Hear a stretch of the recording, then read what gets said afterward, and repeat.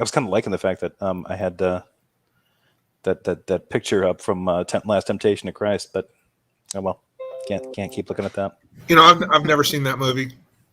I've only seen like the first 30 minutes of it or so. I've never watched it all the way through. It's a tough movie. It's a strange movie. But, yeah, it's not conventional, and of course I know that was back in the 80s. I remember, going to a fundamentalist Southern Baptist church and the preacher saying, just he was halfway joking, but he said, "If I find out you've gone to that movie, I'm going to come to your house and preach at you or something." And I thought, "Ooh, man, these people are worked up about that." And of course, I was worked up about it too because I was just a damn fundamentalist myself. And but even after finally becoming an atheist, I never thought to go back and see it. But then a lot of people said that's a really good movie. Yeah, I think like for me, I can't remember what church my parents were attending, but I remember I didn't hear about the movie through any other source other than church. I wouldn't have known, as a kid, I wouldn't have known about it except they were talking about it.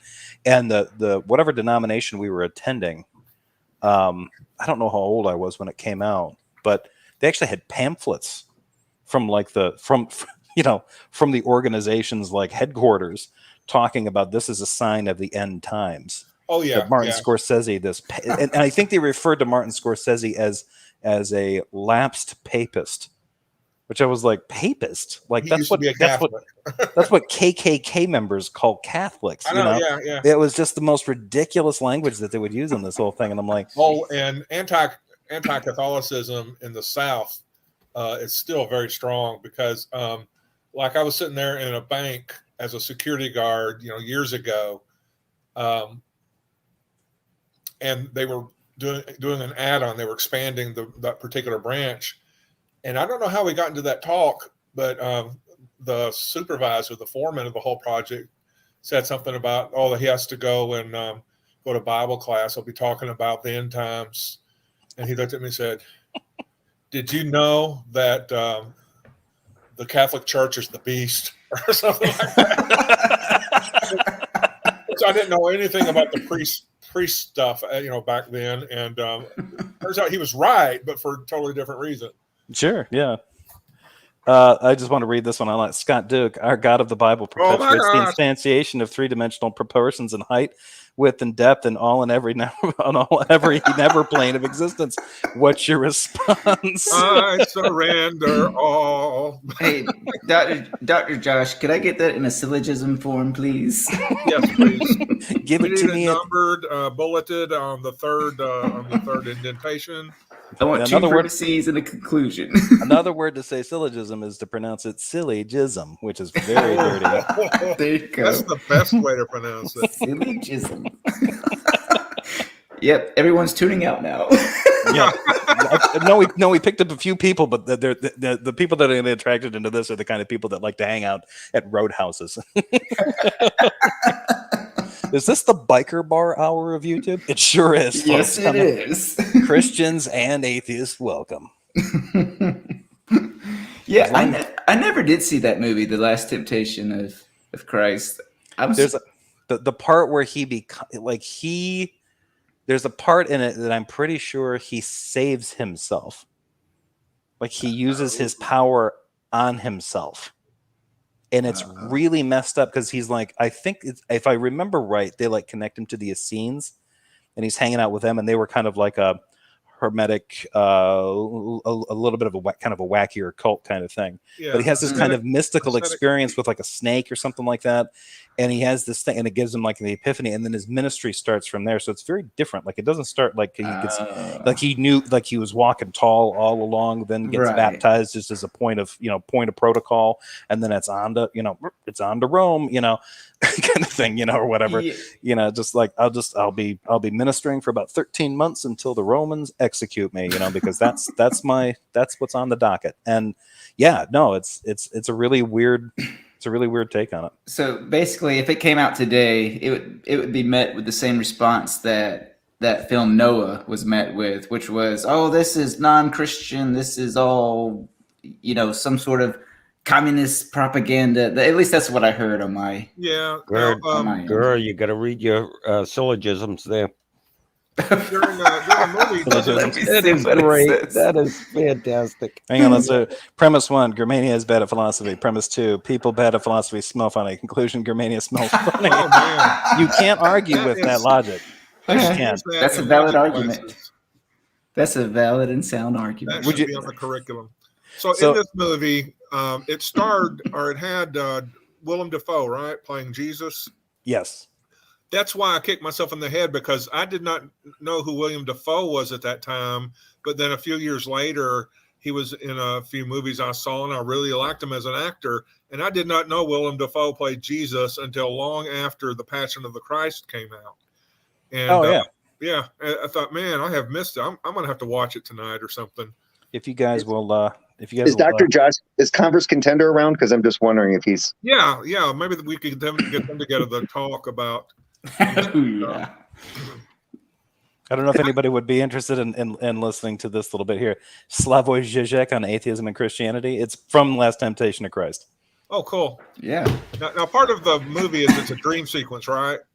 Like while he's up on the cross. There's dream sequences. There's sort of like unreliable narration, things like that. But this is from The Pervert's Guide to Ideology, which was a documentary that Žižek did a few years ago. And he basically or Pervert's Guide to Film, maybe. Uh-huh. I can't remember which one it was. But he goes through different movies. Some of them he likes, some of them he doesn't. Žižek is not a big Scorsese fan, but he gets into his Christian atheism kind of bit while talking about this movie. So if nobody minds spoilers, I'll play this. If you don't, Yeah. Oh, I'm fine. definitely. Hold on. The Pervert's Guide to Ideology.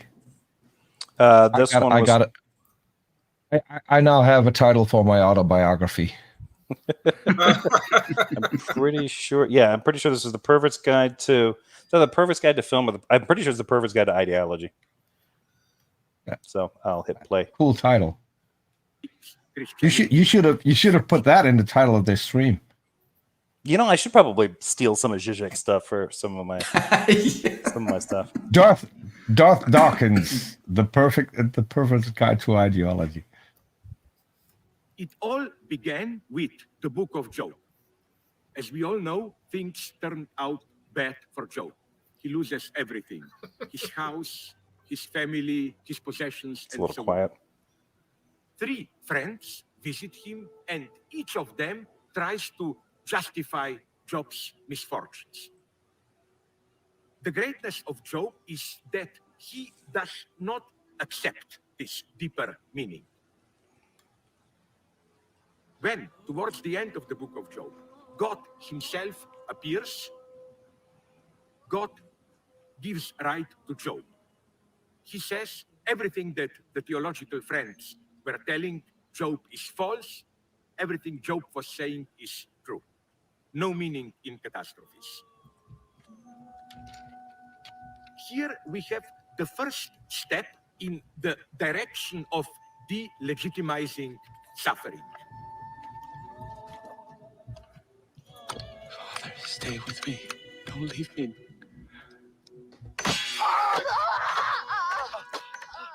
The contrast between Judaism and Christianity is the Hey, contrast. Jeff, can you pause between- that for a second? Mhm. Is it bad that I just laughed then? No, it's one of Scorsese's. That's one of Scorsese's weird chop cuts, and yeah, It was just, it was the timing and this. It was like, yeah. I've been watching Robot Chicken clips and it threw me back. Yeah. Sorry, I'll shut up. You know, a robot. Can I also version make of- a suggestion?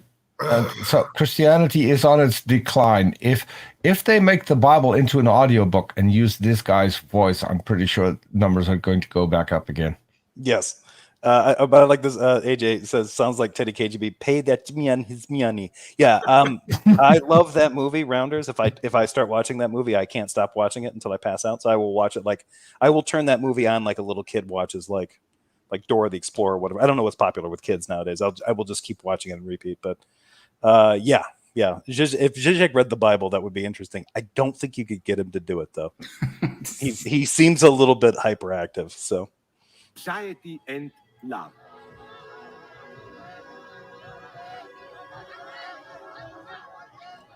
The idea is that the Jewish God is the God of the abyss of the other's desire. Terrible things happen. God is in charge, but we do not know what the big other God wants from us, what is the divine desire. To designate this traumatic experience, Lacan used the Italian phrase "che vuoi?" What do you want? This terrifying question, but what do you want from me?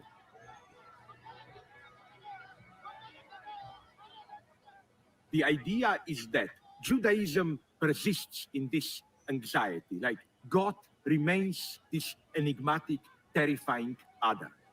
And then Christianity resolved the tension through love. By sacrificing his son, God demonstrates that he loves us. So it's a kind of a imaginary, sentimental, even resolution of a situation of radical anxiety. Always with a little bit of the.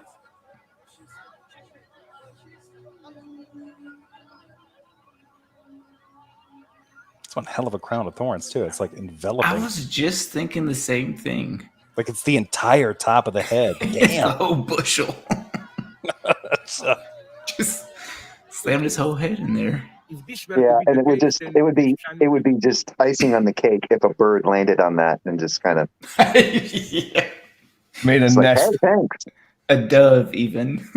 The thing that I always find interesting is like at no point does I don't know if anybody's ever done it because I think they think it's too soon, but the comedy of people trying to stick that on his head and just ow damn it, ow damn you fucking monster. It's like handling a bag of snakes. Like who would put that on somebody? Like you're gonna get stabbed as much as this poor bastard is. Like once you get it on his head, like okay, the stabbing's done, but you had to handle it, you dumb schlub. been kind of ideological reversal or pacification of the deep, much more shattering Jewish insight. But I think one can read the Christian gesture in a much more radical way. This is interesting. This is what the sequence of crucifixion in Scorsese's film shows us. Film. What dies on the cross is precisely this guarantee of the big other. The message of Christianity is here radically atheist. It's the death of Christ is not any kind of redemption or commercial affair in the sense of Christ suffers to pay for our sins, pay to whom, for what, and so on. It's simply the disintegration of the God which guarantees the meaning of our lives. And that's the meaning of that famous phrase, Eli, Eli, lama sabachthani. Father, why have you forsaken me?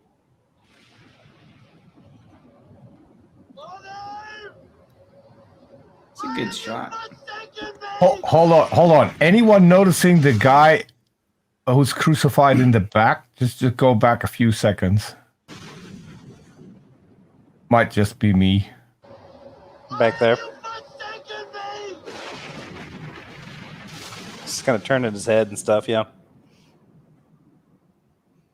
Oh, no, the guy in the back there. Just before Christ, Go back here. we get what in psychoanalytic The guy in the back. we call There's another guy being crucified next to. Oh shit! What? No, I'm not. My dialect. Not Yes. that bad, Jefferson. There Jefferson. should be one on Yeah, each right side there. of him. You're talking about this guy right here. No, What guy are you talking What about? guy are you talking about? the guy next to him. He in the back. There's another guy. That one. Yes. That's what he That's just it, said. that's That's That's what I just said. This guy. Yeah, but you have to go back just a few more seconds Oh my see, god. to appreciate the entire thing because You mean there? Where he's in like, his Madonna pose? yeah, he's kind of in a I don't know. Eli, Eli, lama sabachthani. He seems a lot more comfortable Well, than see, Jesus he's actually is. got a cradle that you can see, which is not something that they probably Yeah. had. I don't know if that's actually accurate. So, yeah, I was actually thinking about that when.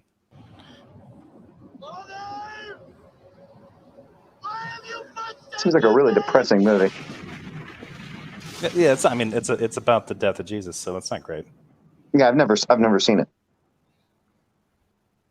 Just before Christ's death, we get what in psychoanalytic terms we call subjective Wait, Jesus. Luna. out totally of the domain of symbolic identification.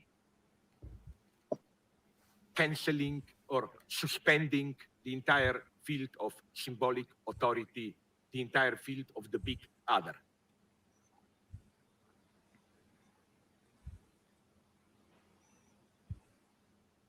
Of course, we cannot know what God wants from us because there is no God.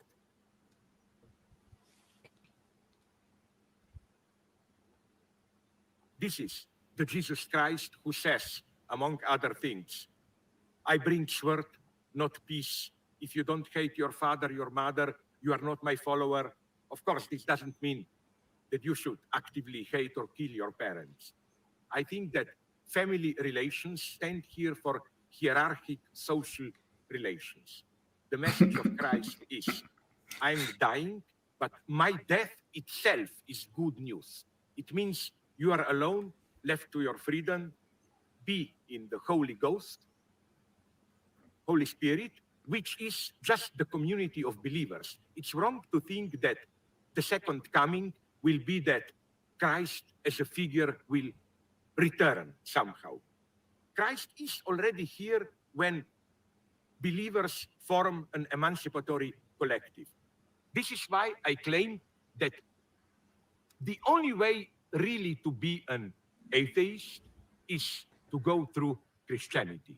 Christianity is much more atheist than the usual atheism, which can claim there is no God and so on, but nonetheless, it retains a certain trust into the big other. This big other can be called natural necessity, evolution, or whatever. We humans are nonetheless reduced to a position within a harmonious whole of evolution, whatever. But the difficult thing to accept is, again, that there is no big other, no point of reference which guarantees meaning. Yeah. Yeah. So yeah, the way to I played that to cheer everyone up. So. I feel so much better now. Yeah, everyone does, right? Like, yay! Well, you see, I know what I'm going to watch tonight on Netflix, wherever it is, on my streaming. So I'm happy. I have a movie to watch. Yeah, you can just make sure you got plenty of popcorn, some chocolate covered almonds, something comfy for the feet. Oh, I have some ice cream in the fridge. I haven't eaten yet. So cool. Even better. So this will be great. He's a little too European looking, though. Do you ever notice that? Does that spoil older Jesus movies for you? The fact that they're all too European. It does cross my mind nowadays. Anytime I go back and watch them. Did you guys hear about that Chosen show? Chosen. Tell us about it. I can't remember what streaming service it's on.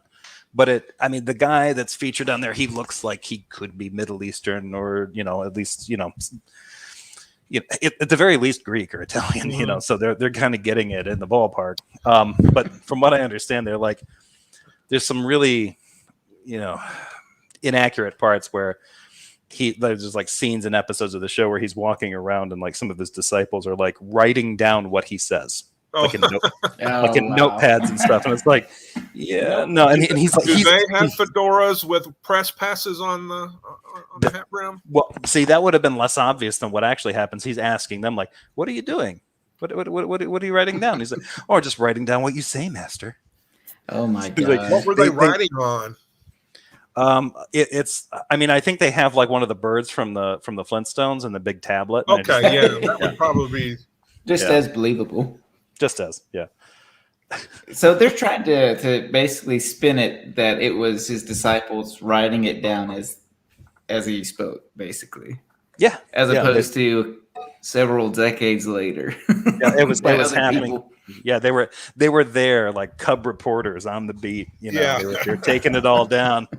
Yeah, that's why there's so many doublets and little little rhetorical flourishes. And you know, I'm sure they took their notes in Aramaic, but then they later went back and were like, oh, I gotta update this to Greek. Jesus. which they didn't know how to write, so they had to take lessons. Mm-hmm. Do you think when John stubbed his toe, he was like, Jesus Christ? And Jesus was like, yes? He's like, oh, nothing, just Or her. Jesus would stub his toe and he'd go, me. My father, damn it.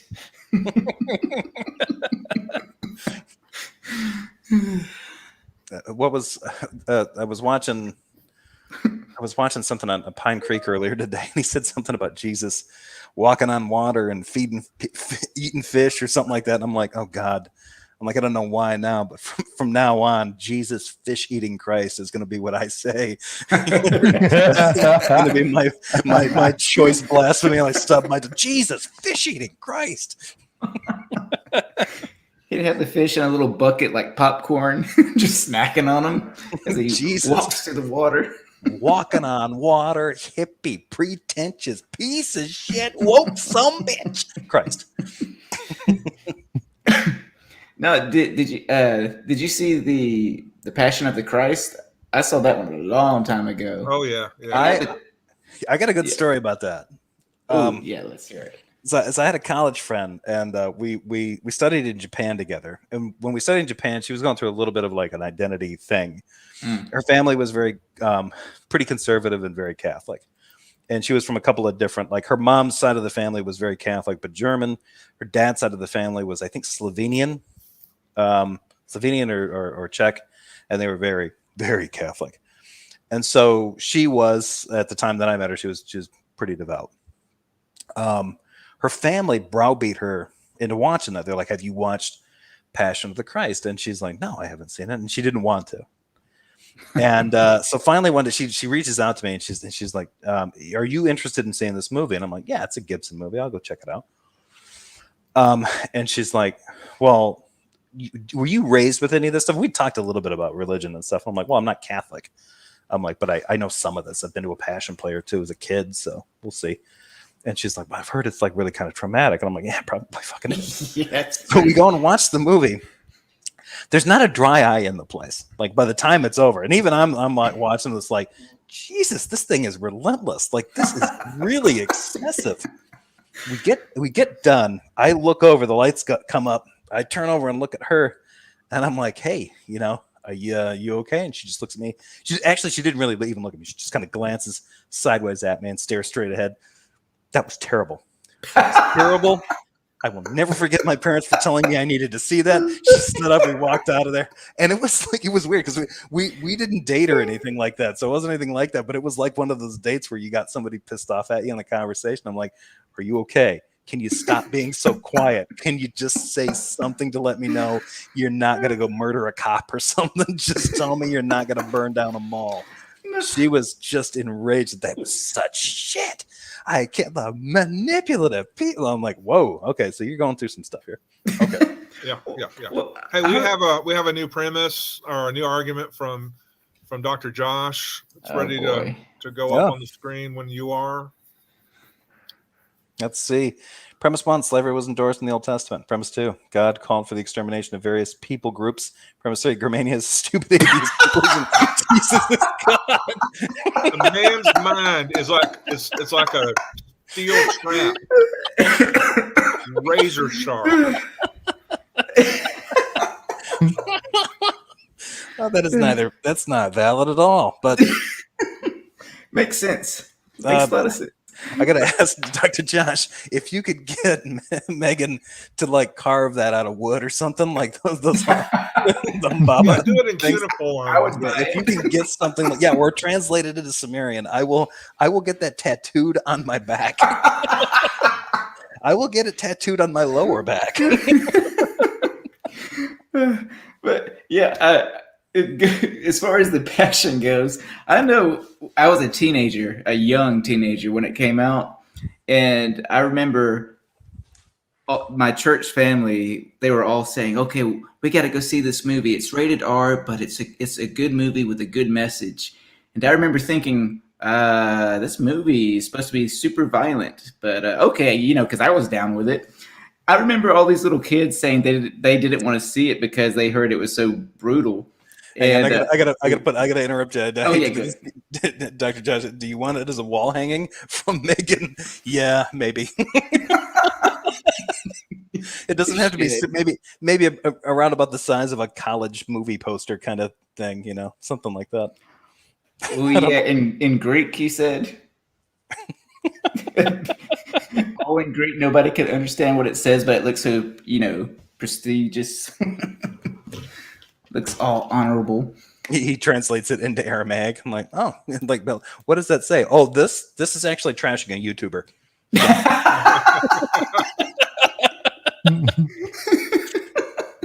I'd buy it from you. Somebody's like, how do you know that? I'm like, I have to take his word for it. As far as I know, it could just be it could be an ingredient list for Sundays. For all you know, it could be saying Jefferson Spatchcock is the stupidest YouTuber on the planet, and you think it was about me. It's like what he wrote is Jefferson Spatchcock is allegedly a carbon-based life form. That's all it says, but in Aramaic. I don't know how he translates carbon into Aramaic, but he did it. Years of college education. Yep. But he used that scholarly consensus on people. He bamboozled them. Wah, wah, wah, wah. Who said that? Somebody did say that he was bamboozled with education. I heard somebody say those exact words just a couple weeks ago. I heard somebody saying it. I think it was because I heard Praise saying something about like these guys get this education and then they don't know what they're doing. Oh, God, I don't get it. Now it's gonna bug me. Yeah, it's gonna bug me. Yeah, I'm 85% confident it was Praise because it does sound like something Praise would say. Experts agree, therefore they're wrong. Basically, is how he goes about it. Yeah, okay. Red Fang said it was Praise. Let me see. Look up a Tom Rabbit video here real quick because there was something that had popped up in a suggestion feed that I was gonna. I thought I saw a video by him from just a few hours ago, but I might be incorrect. There was one that popped up. It showed up in a recommendation feed, and it was from like a year ago. And I thought maybe I'd already looked at it, but then I was looking at the videos that I have that are available to view, and all of them end around 6 months ago. Oh, the one that came out today was one you already talked about, the Ask a Satanist. I've got to go back and watch that. Because I'll watch Tom Rabbit stuff here and there with Darth Dawkins, but I can only take DD I can only take him in small little doses. Otherwise, my brain just goes, oh my God, shut it down. Yeah. Yeah. But it's funny that he has such a large following, mostly of people that hate him, I'm sure, and rightfully so. But so, since we brought the topic up, I don't know very little about Discord, and obviously you left the Reformation server now. What do you think? What is your prediction, Jefferson, on like his future? Do you think he'll go crawling back there, or is there plenty of other places like he's jumping over to that other server, their Clubhouse? And I'm sure there's other places, but he's not going to have that mute. So what do you think the future holds for poor little Darth Dumplings? I think he's gonna probably lay there at the log cabin of social media there with a Clubhouse and kind of chill out there. Like he's got hunting grounds. He's got a place where he can kind of go and commiserate with people. So I think that's cushy enough for him to kind of stick around with. I think he'll try to build that up a little bit, but I think if he can turn that into something that becomes a draw, then he'll be permanently fixed there. Like if he becomes a draw on Clubhouse, then that'll be the end of it. Like I think then he'll be Clubhouse's problem at that point. I think then he would probably avoid going back to Discord. And I think in some ways he's kind of permanently burned a bridge. I think he realizes he can't get any more access or control even with politics and religion, because like if he goes back, I think he realizes that maybe if he goes back, he gets his own channel where he's got total control over it, but he's not going to have control over the other channels. I don't think Blackout or the other mods would make that mistake again. They're not going to get him into a situation where he can get offended all the time on the server in every channel, right? They'll just like, you get your own channel on the server, and if you get pissed off there, you want to ban somebody from your channel, you can do it. You never want to talk to Tom Rabbit again on your channel in our server, you can do that. Can you ban Tom Rabbit from PNR? No. Yeah. And I think that's a little too small scale for him. He's a full tilt diva, and he wants to strut. And I think he's banking on Clubhouse being like the future of something, and he's hoping that he can grow with it. Yeah. It is kind of amazing, though, right, that he just seems to have that endless draw. I mean, in most of any conversation or any new person, any atheist, how long does it last? 5 minutes, 10 minutes, right? Every conversation. So, and it just, I don't know. Yeah. How does it? It's weird to me. continues. It's weird to me because he doesn't take any kind of instruction any differently. Like if he talks to somebody who's a PhD in a particular field, he deals with that the same way that he talks, like if he's talking to somebody off the street. Like it doesn't matter if he's talking to somebody that he from the jump disrespects. Right. Yeah. Like he'll talk to somebody and he knows from the beginning that they're trans, and he's just going to automatically try to insult them and get them low over their identification, because he's obviously not cool with that because he's a Christian, quote unquote. But I don't see him treating that much differently, that situation any differently than he would treat the situation where he's talking to somebody like P.Z. Myers or Stephen Law. So it's like, I don't, it's like, look, if you walk into, like, he doesn't value anything other than his take on the Bible.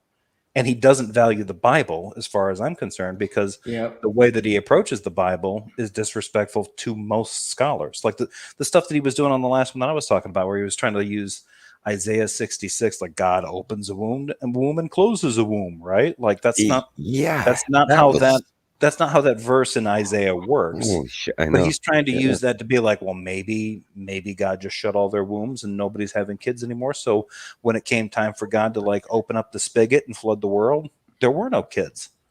Okay, well, by that definition, he could just wait another 40, 50 years for them to all die out, make sure that Noah and his family are immortal, and then they can just peter on about their way. Then no water works required.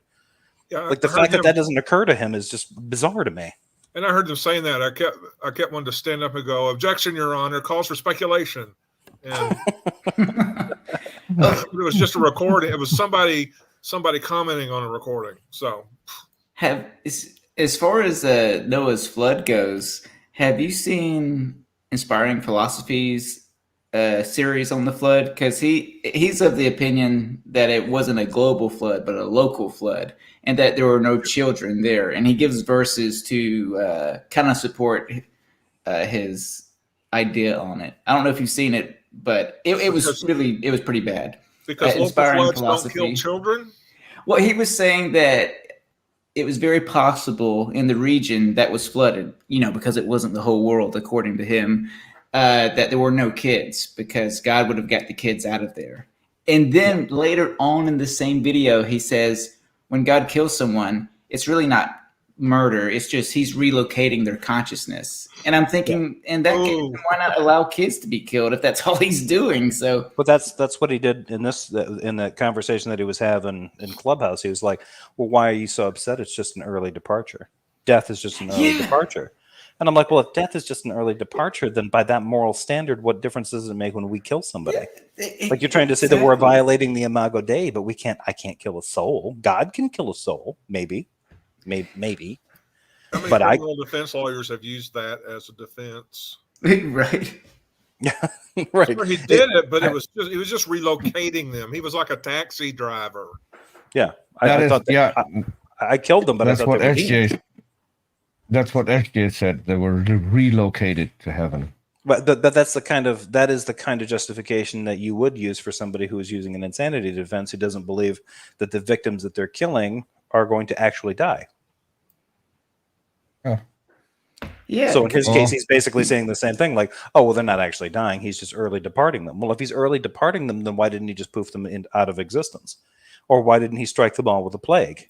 Yeah, Well, and why- why why would a it matter if it were flood? kids? Right.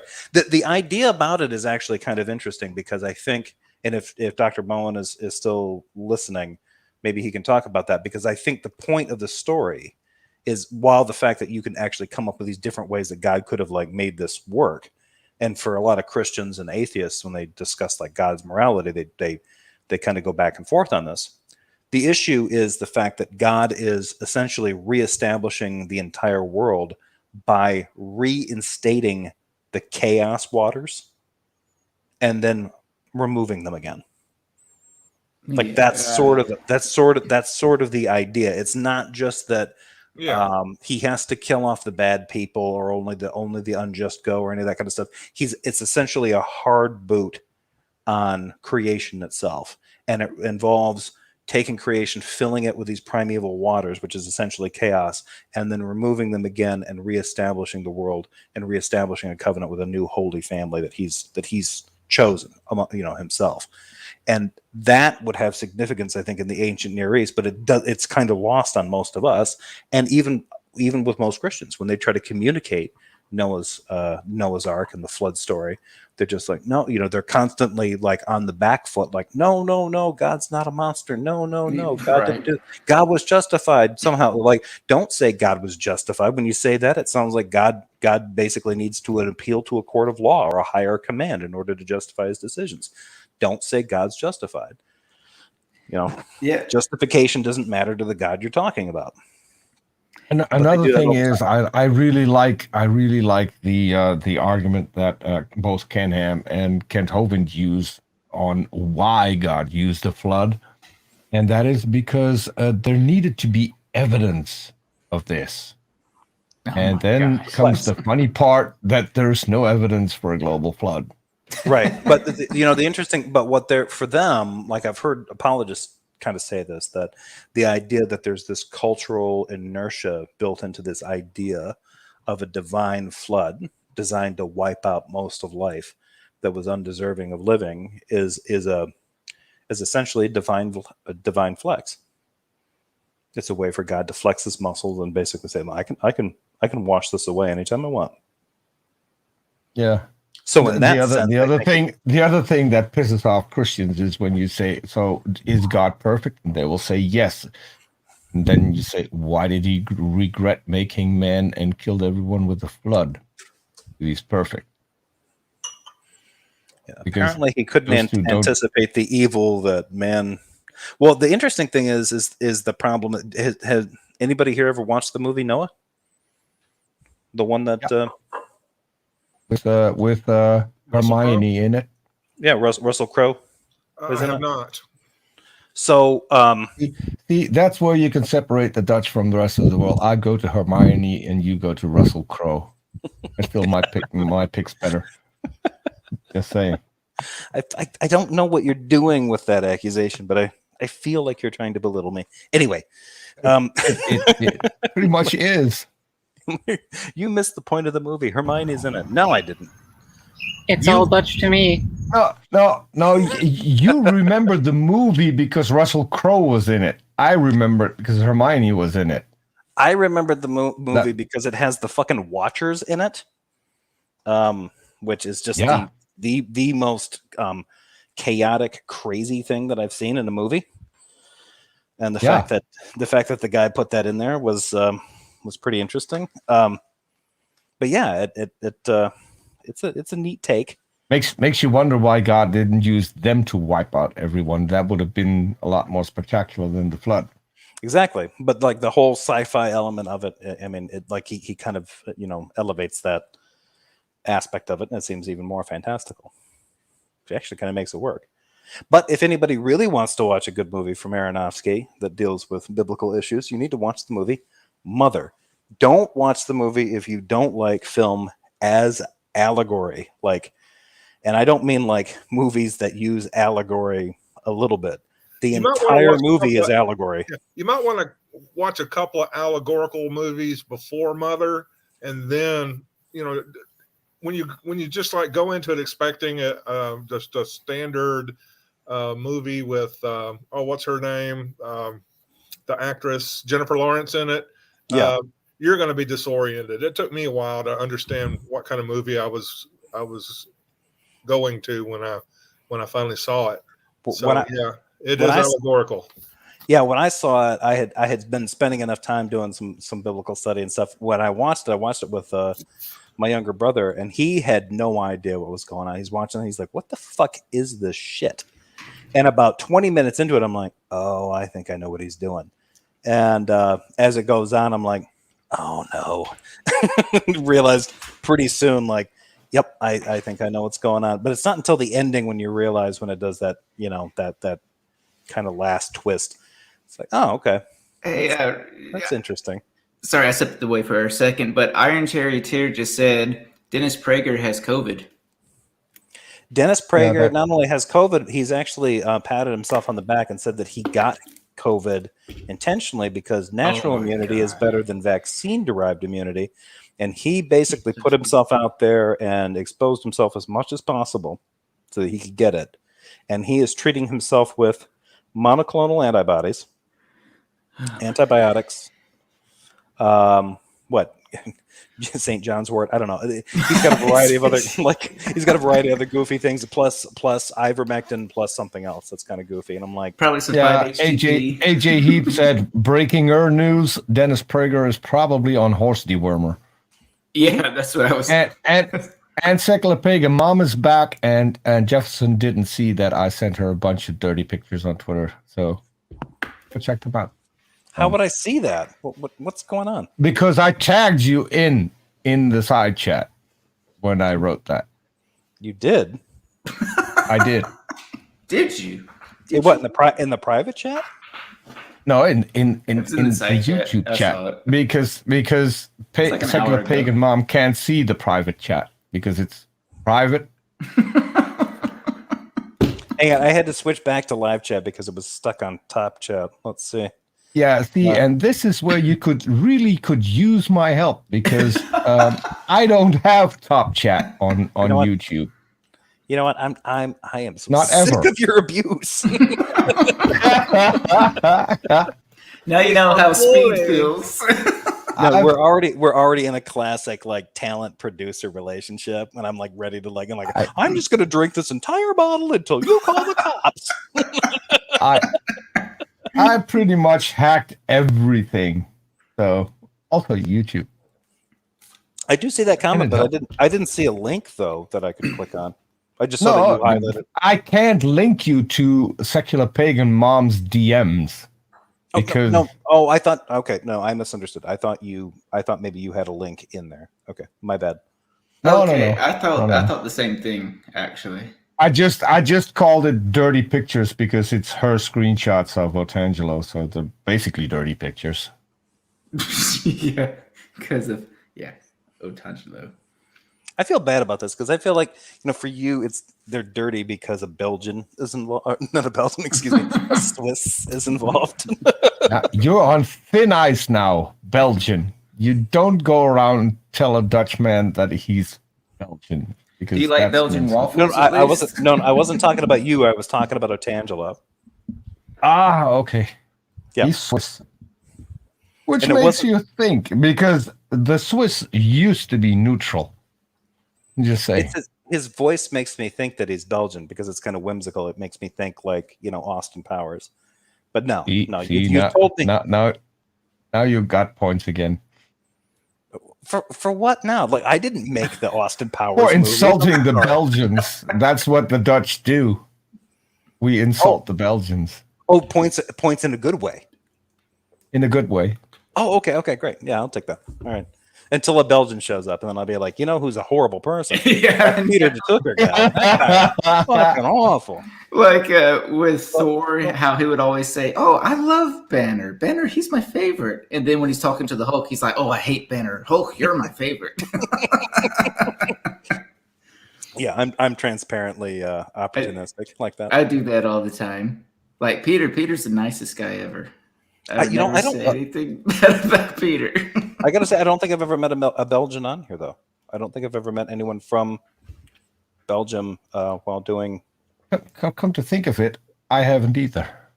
Yeah, I think But that's that might be because they haven't actually figured out that there is an internet. Could that might have something to do with the fact that they are considered one of the world's happiest countries? Yeah. Oh, Well, sense. yeah, well, they're not that intelligent, so everything probably makes them happy. I knew you were going to step on that. You were going to stomp on that Yeah. like a mole rat. I mean, like, nope, that's ugly. Nope, that's not it. so on Simon's channel, we're going to cover the American Grand Prix, which is going to be held this weekend. And I thought one it of was the sorry, go ahead. one of the hot items, one of the hot items there is that Americans aren't that good at maintaining roads, so it's going to be a really bumpy thing. I was really happy You're that. not wrong. But if you want to make an American happy, send them to Belgium and have them have a look at the roads there. They're going to be so happy when they get back home. Is Belgium that bad? I don't think there aren't any worse roads on the planet than in Belgium. Do they just not care? I have no clue. This is fascinating, man. I'm gonna have to. I can't wait to. It might also be that pothole is part of the definition of the road. I have no clue. It's traction. But my younger brother has very weird takes on like different states. In the U.S., hates California, hates it with a passion. One of the few countries, it might as well be a country. One of the few states that he likes is Iowa. Loves it. Loved its rolling hills. Loved its steakhouses. The abundance of gas stations. he's kind of basic in that way. He was just like, yeah, it's just a very convenient kind of like. It's just kind of easy. Like, gas station. Like yeah, but he didn't like California. And I always kind of wondered, but he is from a distance a fan of Belgium. He likes Belgian beer. He loves Belgian chocolate. Loves it. But to be fair, that is the best chocolate on the planet. Belgian? That's the only thing the Belgians are good at, making chocolate. And probably beer. Firearms. An FN, there are several FN submachine guns, pistols, and rifles that are quite good. Mm-hmm. The Belgians are better. They are good at making things other than waffles. It's also worth mentioning that people who have a higher up function in FN are supplying terrorists with weapons, which is kind of yeah. I don't know. Yeah, because FN weapons end up all over the world. But I think that has something to do with the fact I think Browning was involved in production in Belgium. And so that's how the Fabrique Nationale gun manufacturing company came about. Because them and Browning have been connected for a long time. Yeah, and FN has actively searched for ways to spread their guns all over the world, even though there's an embargo on several countries. They tend to get around it. But hey, good chocolate, right? Yeah, good chocolate. Great chocolate, actually. I think it's a bit overrated, personally. It's like Americans. It's like, wow, you guys have shitloads of guns. It's like, oh, that's bad. Like, hey, but you got cheap steak everywhere. Mm-hmm. And to be fair, good ice cream, because I grew up thinking that the Italians were the ones that were making the best ice cream. And we used to go on holiday to Heidelberg, which has one of the biggest American, what do you call it? American bases in Germany. And when we were there, they would have a great fair. And we would go there and have American ice cream. And I would think, yeah, that's better than we got back home. So there is that. That's interesting. It's a trivial fact. That's why I'm here, to supply the trivial fact. AJ says we cram way more butter fat into our premium ice cream. That is true. I don't know if AJ's referring is Ben and Jerry's really a premium ice cream by U.S. standards, or is it just sort of standard at this point? I feel like it's pretty standard at this point. Because I mean, it's in almost every grocery store in America at this point. Yeah. So yeah. But it does have a lot of butter fat, and it's an enormous amount of saturated fat in one little carton. If I have to go by prices in Holland, it's still premium. It's fucking expensive. You know, I think that we need to all just get together and take a zany trip around the world to test out all these stereotypes. I do enjoy right? I especially want to test this out. Nestlé says, Jefferson, first proof of the illiteracy of Belgians, they subtitle foreign movies for adults. Subtitles in porn movies. Oh, yeah, you're cracking me up. Oh. Yeah, because everybody's reading the subtitles. Whereas in Holland, we've got commercials in English. Entire commercials. They don't even translate them anymore. They're just like, I mean, but I kind of figure that's because English is probably super easy for the Dutch, right? Well, everything's super easy for the Dutch. I should has have known to do that with was coming. intelligence. Has to do with intelligence, Jefferson. I've been looking up your language, and it is not what's the word I was looking for? Easy. That's it. It's not easy to pronounce. I am told that it's one of the hardest languages to learn. I wouldn't know, but for English speakers, for American speakers, we have like a ranking system from like the Foreign Service out of the State Department, and generally speaking, for native raised English speakers in the United States, the hardest languages are going to be things like Arabic, Chinese, Japanese, which is weird because Japanese for me is not that. Japanese, like grammatically, contextually, all that kind of stuff is really hard, but pronouncing is not difficult. Like I don't have a really hard time with that. Literacy rates in Japan, holy shit, their entire writing system is completely fucked up. Yeah, as far as like languages nearby, like which ones are the hardest ones? Like, is it Spanish? Is it French? Is it Dutch? Is it German? You know, it's funny. I've actually wondered those same thoughts. Like, because for me, I one day I actually Googled it. Like, what is the hardest language to learn for English? You know, from an English perspective.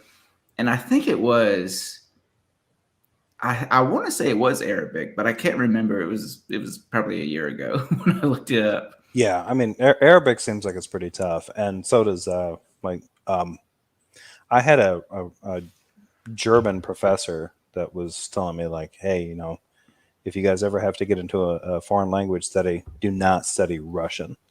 And it turns out she was one of the co-heads of the German language department at my university. And she was married to one of the guys who was the head of the Russian languages study at the university.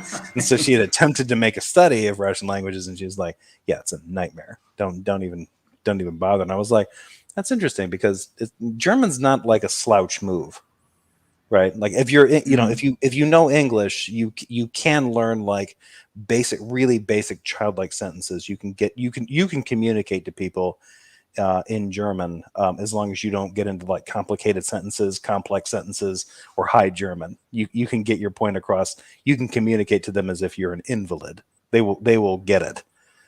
Just do it in like components. But if you want to like actually converse with them, yeah, that's going to take some time. The German language is a little bit complicated. Yeah, it's very compartmentalized. The language. The language we speak where I live seems to be very complicated. So we've got Neslik in the side chat. I'm curious, Neslik, if I say something in my native tongue, let's see if you can decipher what I'm saying. I'd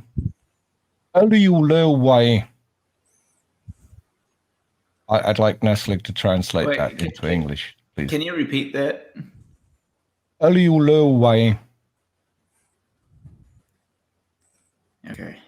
Yeah. I know that wasn't. And funny, but I didn't- think you were just clearing your throat. That's what it sounded like to me. Trust me, I mean- you can put that in Google. It's not going to work.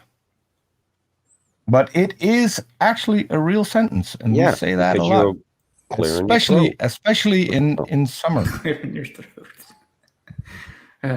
Well, I've got to get out of here. I appreciate you having me on, Jefferson, and I will see you all Anytime, girl. Okay, girl. Are you going to be See having you, a, Dar. I expect you to be going on later. No, not tonight. I might do one tomorrow. I might do one Thursday just to piss off Will Kincaid because he hates it when I stream on Thursday nights. Good idea. Good Yeah, idea. yeah. Oh yeah, he freaked out the last time. Yeah. Oh man, Yep. he told was me. pissed. Yeah, he told me he was going to send me an email Thursday morning telling me that I better not stream that night because he was going to be streaming, Yeah. and that he would find my address, and just being super hyperbolic. But Yeah. so that makes me want to do that even more. Yeah. Good idea. Like, Start some shit. as the Yeah, saying I understand goes, tell me not to do something, then I'm going to want to do it. Under Yep. those circumstances, I completely understand. Yeah, that makes sense. But no, not tonight though. I'm tapping out.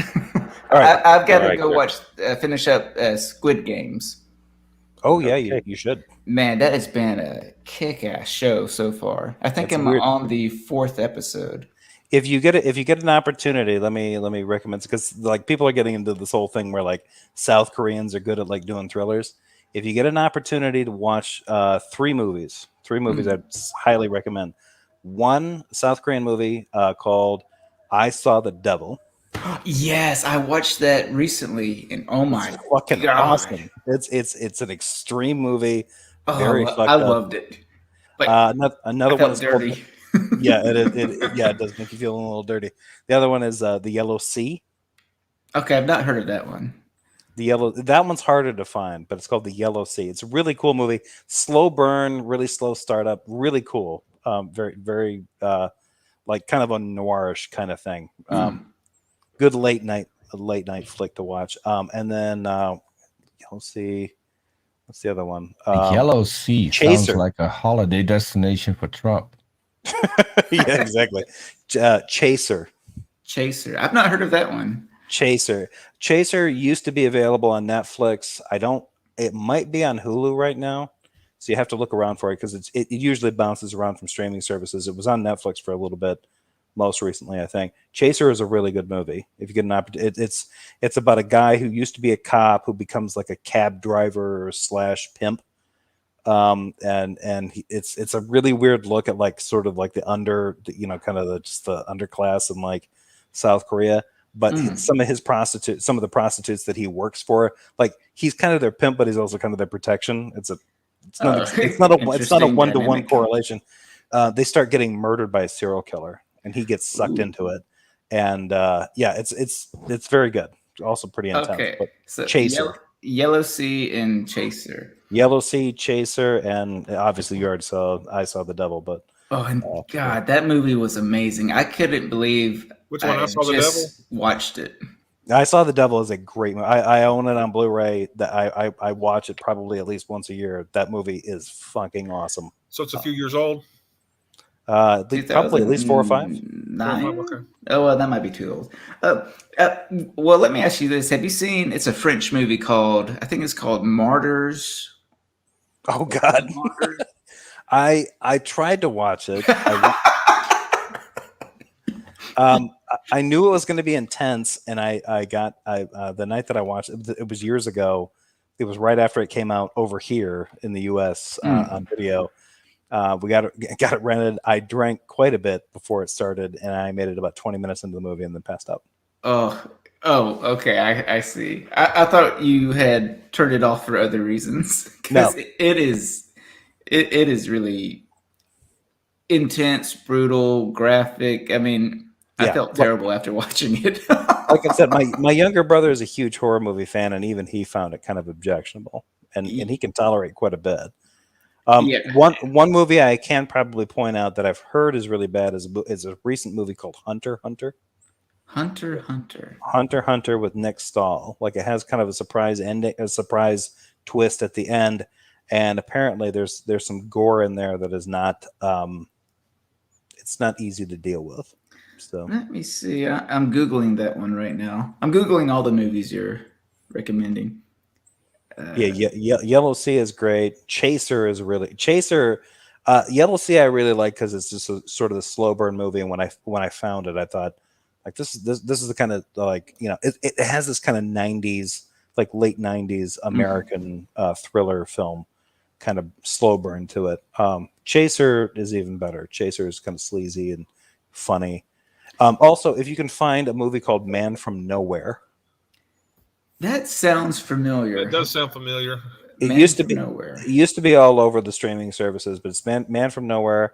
I think a girl gets orphaned because of her parents, and she ends up like kind of in the care of a hitman. It's kind of like a Leon professional kind of thing, but the way it's done and some of the bad guys, depending on the translation you get and the dubs that you get or the subtitles that you get.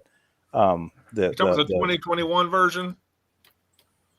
2021 version. No, this would have been more like 2018. Okay. Oh, while I'm thinking about it, did you see the original Old Boy? I did. Yeah. It's not a movie that I necessarily recommend, but I remember really liking the hammer fight scene in the hallway. I love the way that whole thing was shot and the way it was staged. I thought that was really cool. But like the whole plot setup and then like the payoff at the end for the plot, I thought was like I remember looking at I think that was one of those ones I watched with my younger brother, the horror guru. Mm-hmm. I looked at him, I'm like, this is what this amounted to? What the fuck? like this was the whole the gripe in the entire thing. Like, yeah, I didn't get it. And in fact, when I watched it, I ended up going back to Japan and then went and visited Korea. And I actually spent some time talking to some like Korean friends. And I was like, do you guys watch this movie, Old Boy? And they're like, yeah, that movie's fucking insane. Like nobody knows, like we kind of understand like what he's doing with that movie. But at the same time, it's like, it's exaggerated to a point that nobody thinks is normal. Like, okay. Yeah. Well, it's a movie that I had always heard about. And so finally I had the chance to, I think I rented it like out of Redbox or something. I can't remember. And I thought, okay, let me watch this movie. And after finishing it, I thought, okay, I don't care to see that ever again. Yeah. I mean, the best thing about Korean movies is that for the most part, like they seem to be on the path of like they can make really effective, like crime thrillers, horror thrillers. Like there's if you're interested in it, once you get through with the movies, if you can Google those and find those, I recommend that you check those out. There's a Netflix show called Kingdom. It's not the one about the like Irish, like, MMA fighters or whatever. It's Kingdom. Oh, that's the one I was thinking of when you said it. Yeah. There's another one called Kingdom that's about it's a South Korean show about zombies in like the Chosun dynasty or something like that. I think it's like kind of like the 14th century, I think, and in Korea.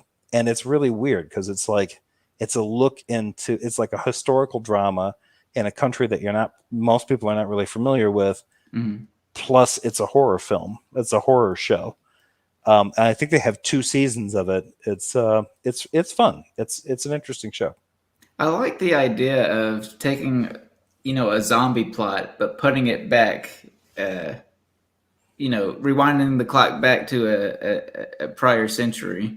A simpler time. It's a what?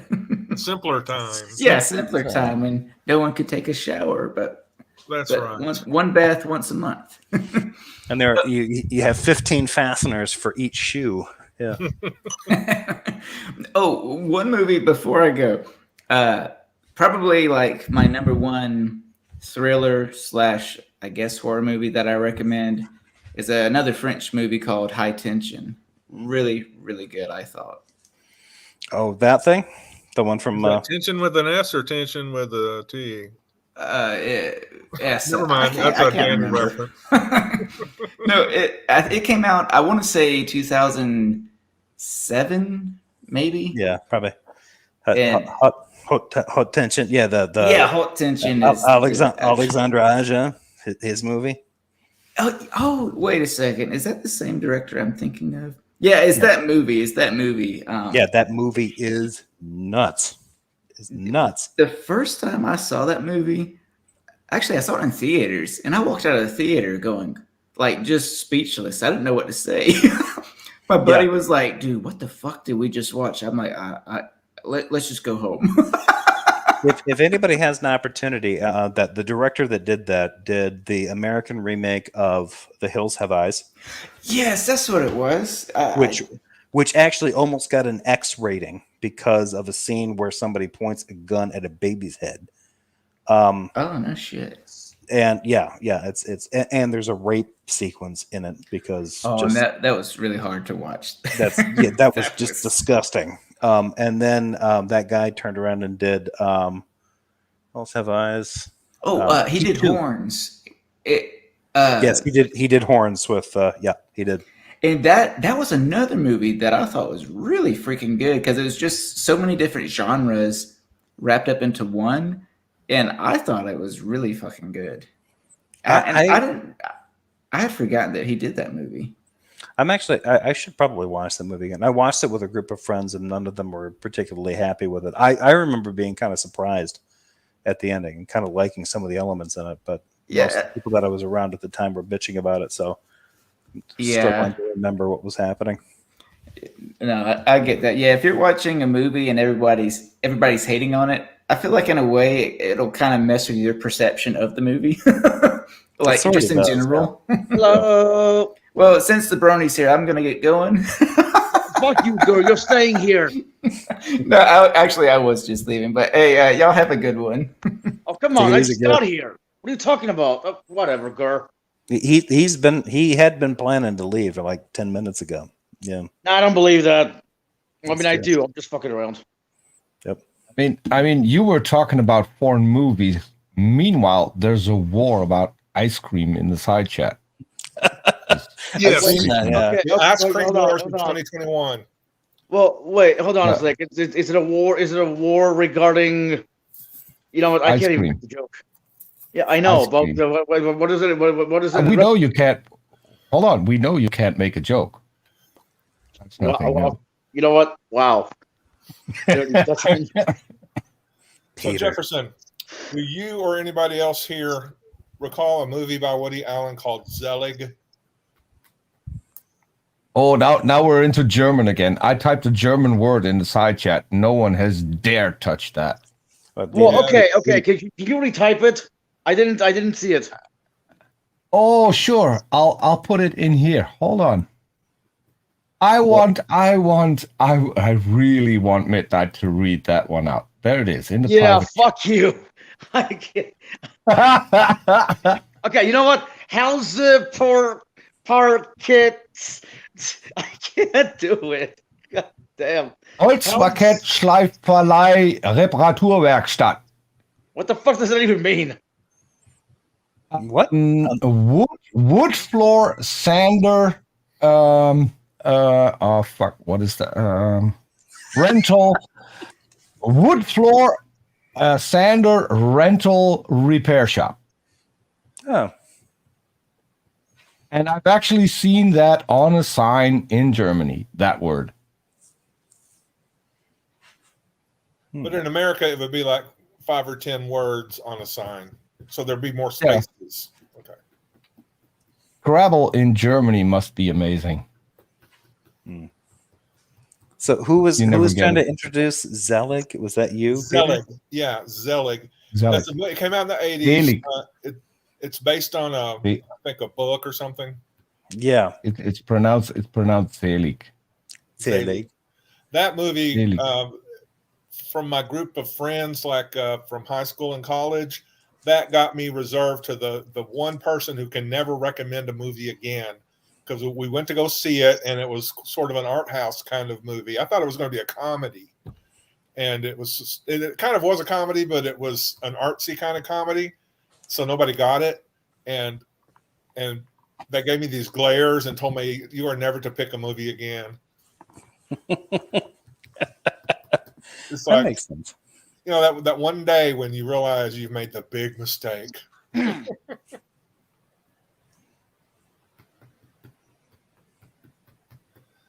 Boy, I shut the room down, didn't I? Sorry, I was typing something. Scott, your very presence shuts the room down. Oh wait, I'm talking about myself. Never mind. I'm projecting onto you. Has anybody been following chat at all? We have a major battle going on about ice cream since we brought up the subject of ice cream about half an hour ago. People are talking about good fats versus bad fats. It's completely insane. It's completely insane. I've got an ice cream right here that has been in the freezer and I'm letting it soften. It's one of those Halo Top brand flavors, and it's part of their keto friendly line of stuff. Keto. Yeah. I was watching the chat. I didn't bother to respond until I saw B pop in, and I was like, all right, I'm gonna B flagged me. I'm like, oh well, I'm gonna say hi to B. But the rest of these people are just like, hey, why is this ice cream this way? And like, you sons of bitches, it's best with all the fat. And I'm like, well, I have nothing to say about this. Let's see, I've got 12 grams B of needs fat. to go to the pinned message and come in here. Just saying. Actually, the total pint is 35 grams of fat with 19 of saturated fat. But I don't know how much of it is milk fat. I doubt any, but yeah. Well, they got some skim milk in it. It's an okay flavor. Keeps me from. It's basically just to keep me satisfied, so I don't go out and get Ben and Jerry's. That sounds about right. All right, now I'm about to go to my freezer and start reading my ice cream in there. Yeah, see what it says. I think I have like Friendly's ice cream or some goddamn thing in there. Should I read that off to see how much fat it has? Or what? You should go in there and just be like, you motherfuckers, you keep judging my fucking ice cream like what the fuck? I need to see that. And then two girls coming up, Grandpa, what are you doing? I'm reading ice cream. What? Well, people don't go to the library anymore. They just spend all their time reading at the label at the grocery store. The fun thing to do if the kids come up is just like, I'm looking at the nutritional information to see how much saturated fat is in this, so that I can calculate how much of this that I can eat before I have I suffer cardiac arrest. And then when they start reaching for it, you play keep away with it. Like, no, Grandpa wants to die. Grandpa wants to die. Just to make their views on ice cream a lot darker. Wow, that is a big long word. I'm looking at Peter's word in the private chat. It is. It's a great big Dutch word. It's like there's too many. It's German. No, that's like there's German. too many letters, and why not use spaces? Why not make a sentence out of it? Peter, Germans don't do that. Do you guys do that in Dutch? No, we don't. So we still have separate words. Why do you think Germans do that? Where they just like cram things together and like make it a super word?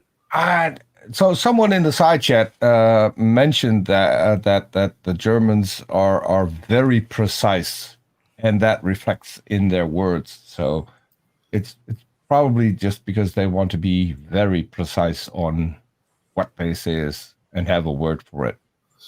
I have no clue. Yeah. Well, guys, I'm going to wrap this up. We've dropped about 10 viewers. Hold on. B's coming. You can't wrap it up. I just invited B, and she said, "Give me 5." B's coming. All right. I'll wait until B comes. So you can't wrap it up. Oh, by saying that, we jumped up like 3 viewers. B? Well, I'm surprised we're below. B 50. does that. B does that to your viewership. I'm pretty sure. I always like talking to B. Our paths almost never cross because she's always doing her shows at times when I'm like on my way to bed or. What you doing? Yeah. I always miss those. I have to go back and watch them. Trees and branches and things. I'm gonna try to pronounce this word correctly. Raider says, "I agree, but the precision does Dutch have a word like Stunde?" Yeah. Uur. What's uur? Oh, I can't do that. I sound like Uur. Arnold. Okay, hang on. Let me see if I can pronounce this right. Uur. No. Uur. Uur. Uur. I don't know. I can't. Yes. Am I anywhere near the mark? Uur. Yeah, it was pretty close. Uur. It's spelled UUR. Uur. But does it have does it have some funky jazz over the U? It just means hour. Oh. Stunde means hour, which was the word that Radar used. Yeah. The comment you highlighted. Yeah. Do the Dutch have a word like Stunde? Stunde doesn't mean hour in German, does it? Yes. Oh. Okay. Hey, what the fuck are you bastards doing? We're attempting to figure out the differences between the German and the Dutch language, which apparently are numerous because these that damn nation. Oh, I gotta go, dude. I don't know nothing about that. Had I been in Germany and at the time, my job would have been Obergabelstaplerführer. So you know what? Fuck you too, Peter. I'm not putting up with that shit. You talk to me like Obergabstopper Führer? Yeah, I'm pretty sure that would be a job that B could have had at some point. It's like one of them. You try out the candy, and no, then you decide the gobstoppers are the best, and they pay you a lot of money, right? No, it's chief forklift driver. Oh, I've done that.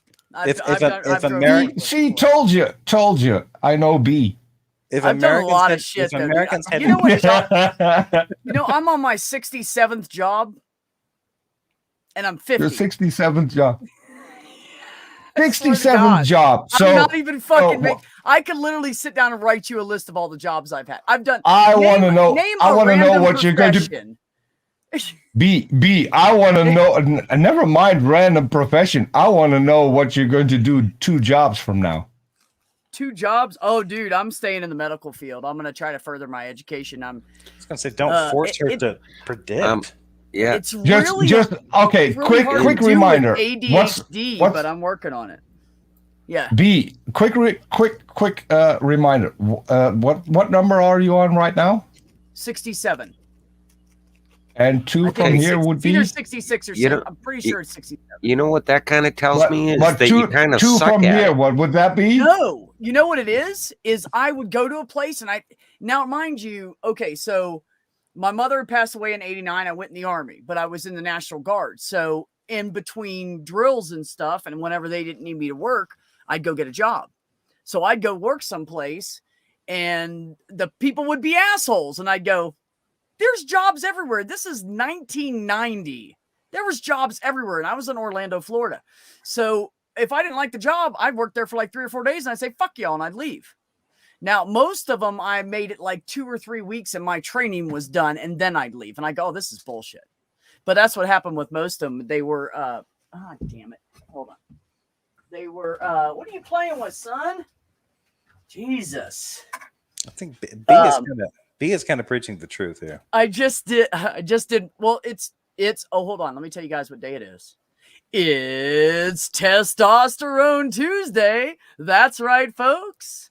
Come home from work and draw my shot and give myself some testosterone. And then I go to the gym the rest of the week. Anyways, my cat was playing with the leftover needle that I haven't thrown out yet. Syringe, not needle. Anyways. I was gonna say, how buff is that cat right now? Oh, he's a beast. You should see him. He's 14 pounds. He's solid muscle. No, actually, he is. He's like 14 pounds and he's solid fucking muscle. He's strong. He's a big baby, though. That's because he's a guy. We're all big babies. We just don't tell anybody else that shit. But yeah, no, I've done all kinds of things. I've worked in delis. I've drove forklift, truck, spotter truck, warehouse stuff. Made donuts, worked at Toys R Us overnight. I mean, But you're not good at jokes. You're not good at jokes. At jokes? Oh, bitch, I will make you Yeah. laugh. You want me to make you laugh? No, but you completely missed my question. Are you ready for this You shit? completely, yes, you completely missed my question.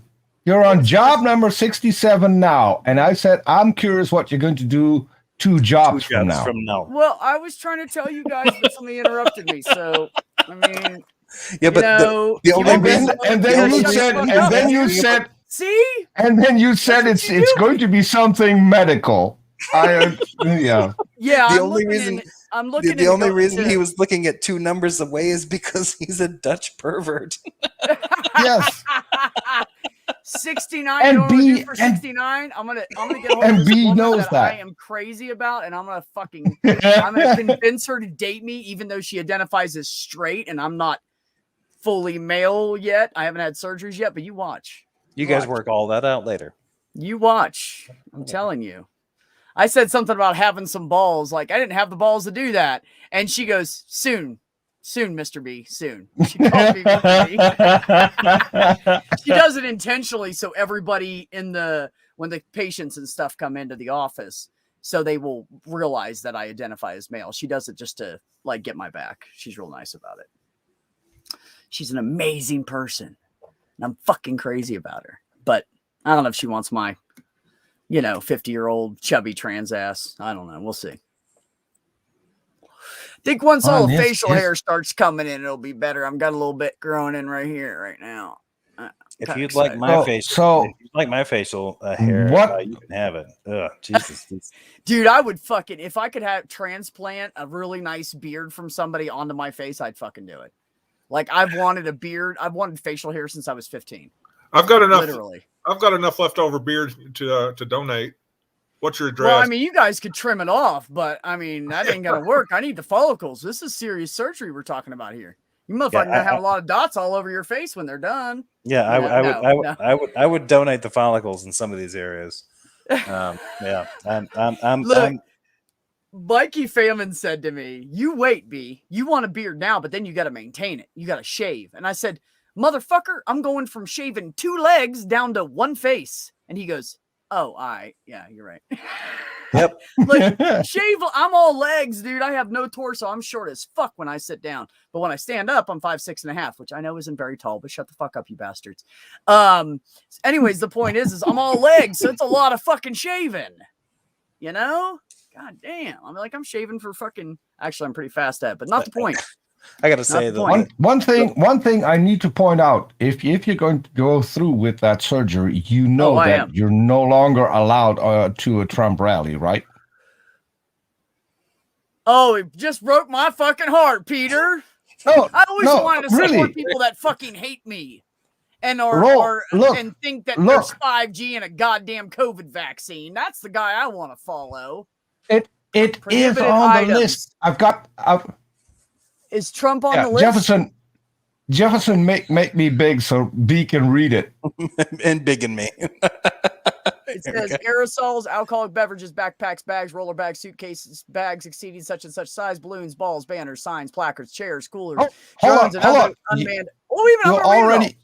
The chat can't see it, man. Hold on. Aircraft sifts, explosives of any kind, glass, thermal, metal containers, laser lighters, or laser lights, laser pointers, e-cigarettes, vaping devices, mace, pepper spray, noisemakers such as horns, whistles, drums, bullhorns, packages. God, you guys aren't even allowed on this beach. I can still go, but not in a year. Gets worse. Sticks, selfie sticks, spray containers, structures, supports for signs, placards, tripods, umbrellas, weapons, appliances, i.e. toasters. You don't anybody take a toaster to the beach. That shit's prohibited. And any other items that may pose a threat to the security of the event as determined by and at the discretion of event staff and security staff. There you go. Which one did I?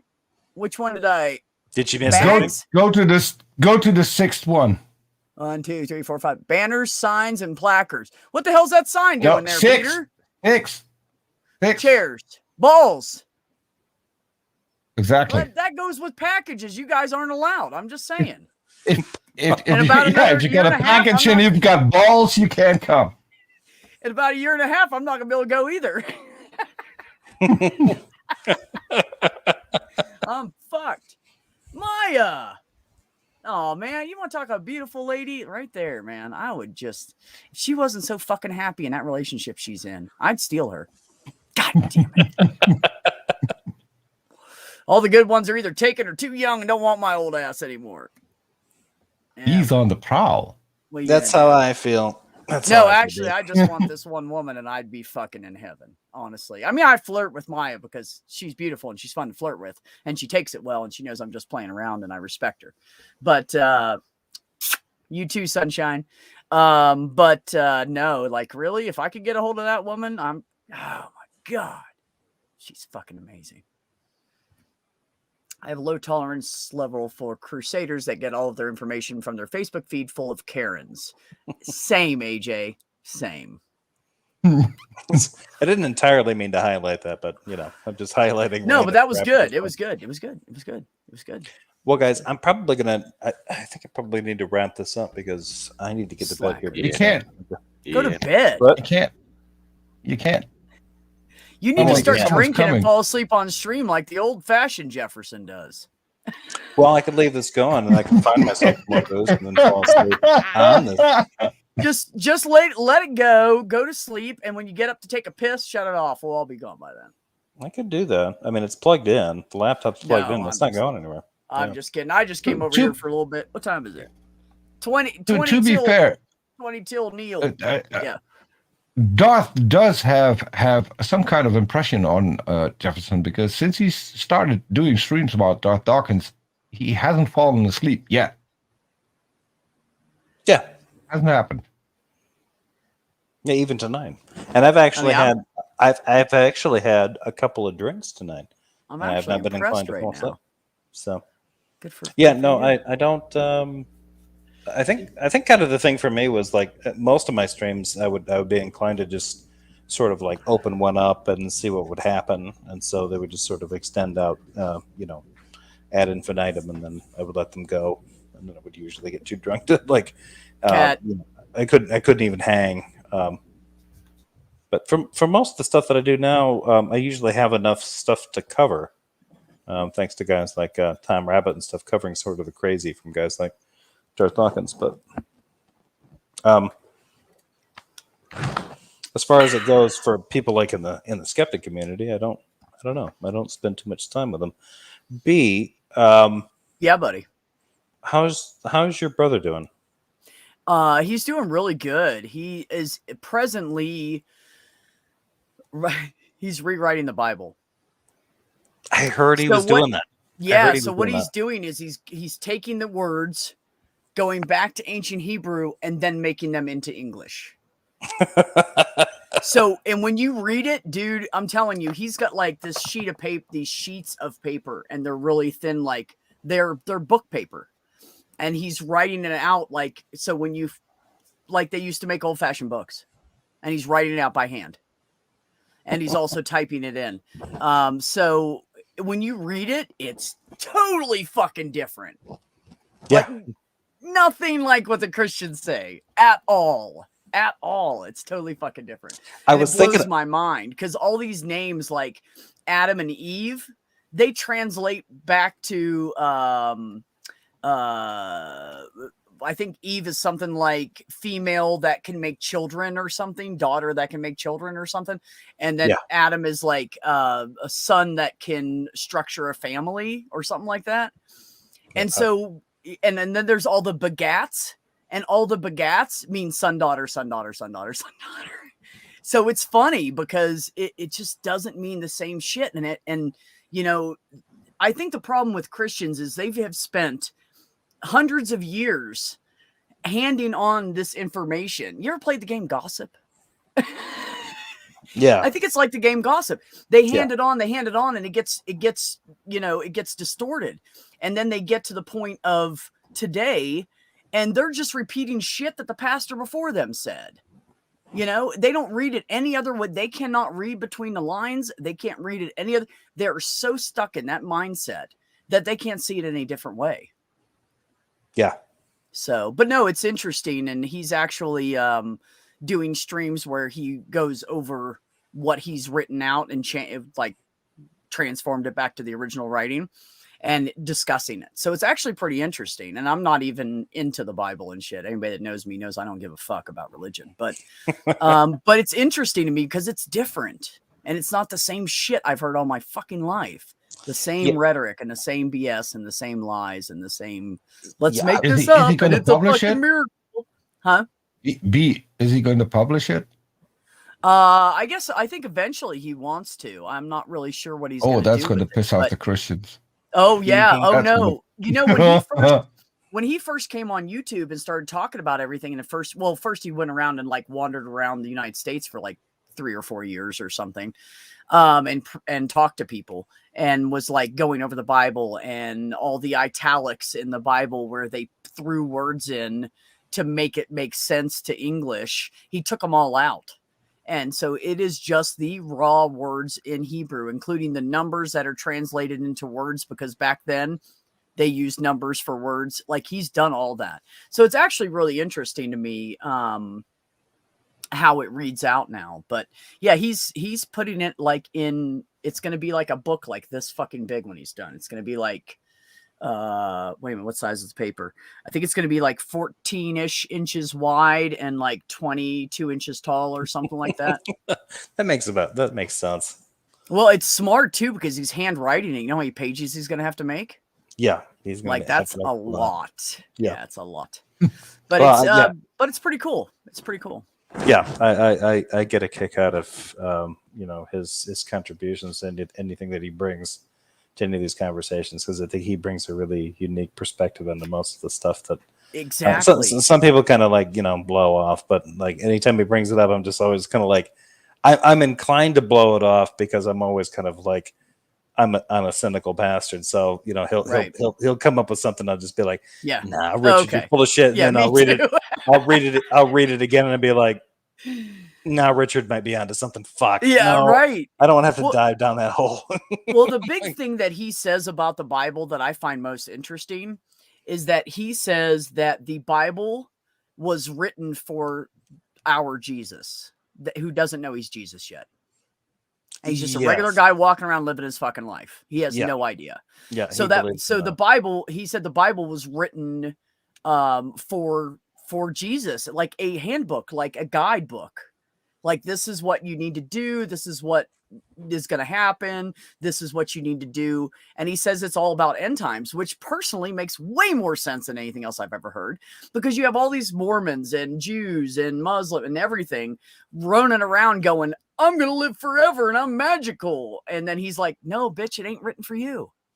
And all I can think is, well, that makes more sense, because it doesn't make any sense for it to be written for the common man. It just doesn't. That's the weirdest thing for me, because a lot of the ways that he approaches it, when I first talked to him, it was like, okay, when he would say something like that, I'd be like, oh, okay, so you're kind of like in this like kind of maybe like a neo-Judaist sense, the Messiah hasn't come yet, and he's like, yeah, kind of.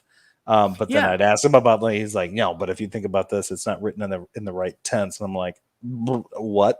Like, yeah. So it's always fun. I don't like, I have to say, like, I don't agree with most of it, but I'm always fascinated by all of it. Yeah. No, it is interesting. It truly is. Oh, that's what I was going to say.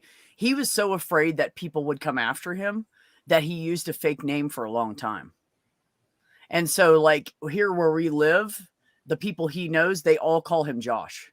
No one knows him by his real name. Like, maybe 2 or 3 people, because he came into this area and he used a fake name because he was afraid that people would come after us if the Christians got mad enough, which they would, Well, and finally, I just told him, I'm not fucking scared. Let the bastards come. I'll stab him in the fucking throat. I don't give a shit. Well, way to go. Like, I'm not dying. I'll make sure you fucking go first. I mean, given, like, if he's like physically present in the community, he's trying to present that. Yeah, I can see why it would be. Yeah, and he was truly afraid for the first, like, he finally, when he started streaming full time on YouTube like 2 years ago, is when he put his real name out there for the first time. And he kind of, like, we discussed it, and he didn't want anybody to know that I was related to him at first on YouTube, and he was just afraid for me. Really, he was afraid that somebody would come after him, and I would bear the brunt of it. And so finally he was like, okay, you know, if you want people to know, I'm like, you're my brother. I love you, man. We don't have to agree on everything. I still fucking love you. You know, I'm the youngest of 7 kids. And if you got all of us together, we would have arguments about shit. We don't all agree about everything, but it's okay. We still love each other, you know? So I don't give a fuck. He can believe whatever he wants. It makes him happy. He's more content, more at peace with himself, is more driven for a cause, is more kind and honest and caring than he's ever been. And if that's what it did to him is improve him, let him do it. Because it truly did improve him as a person. So I'm okay with it. I'm not bitching. I'm not inclined to disagree. Yeah.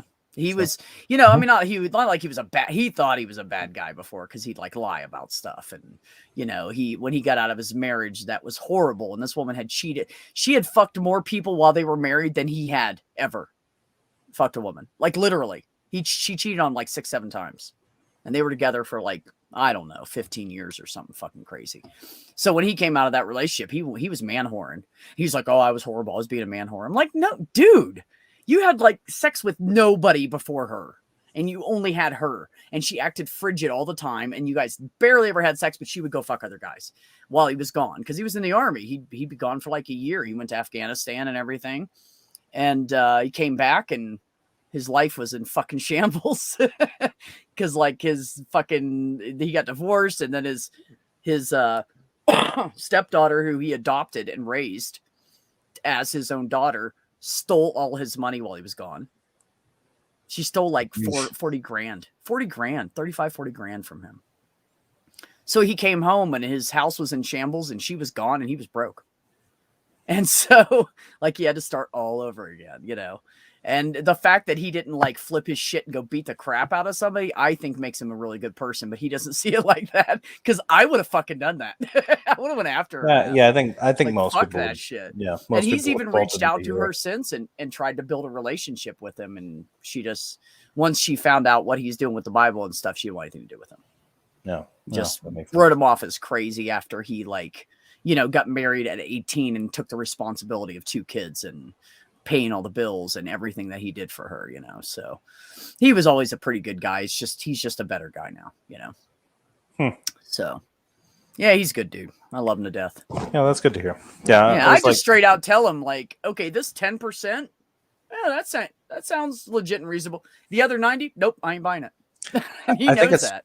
I think it's kind of funny because the last time I heard from him, at least I think it was the last time I heard from him, he was getting kind of aggressive with my brother. My brother was making comments and Richard was kind of going after him and he was getting it was sounding kind of heated. I don't know if it was meant to. He does get frustrated. He's human, you know, he gets frustrated. Yeah. He gets irritated. And Jay's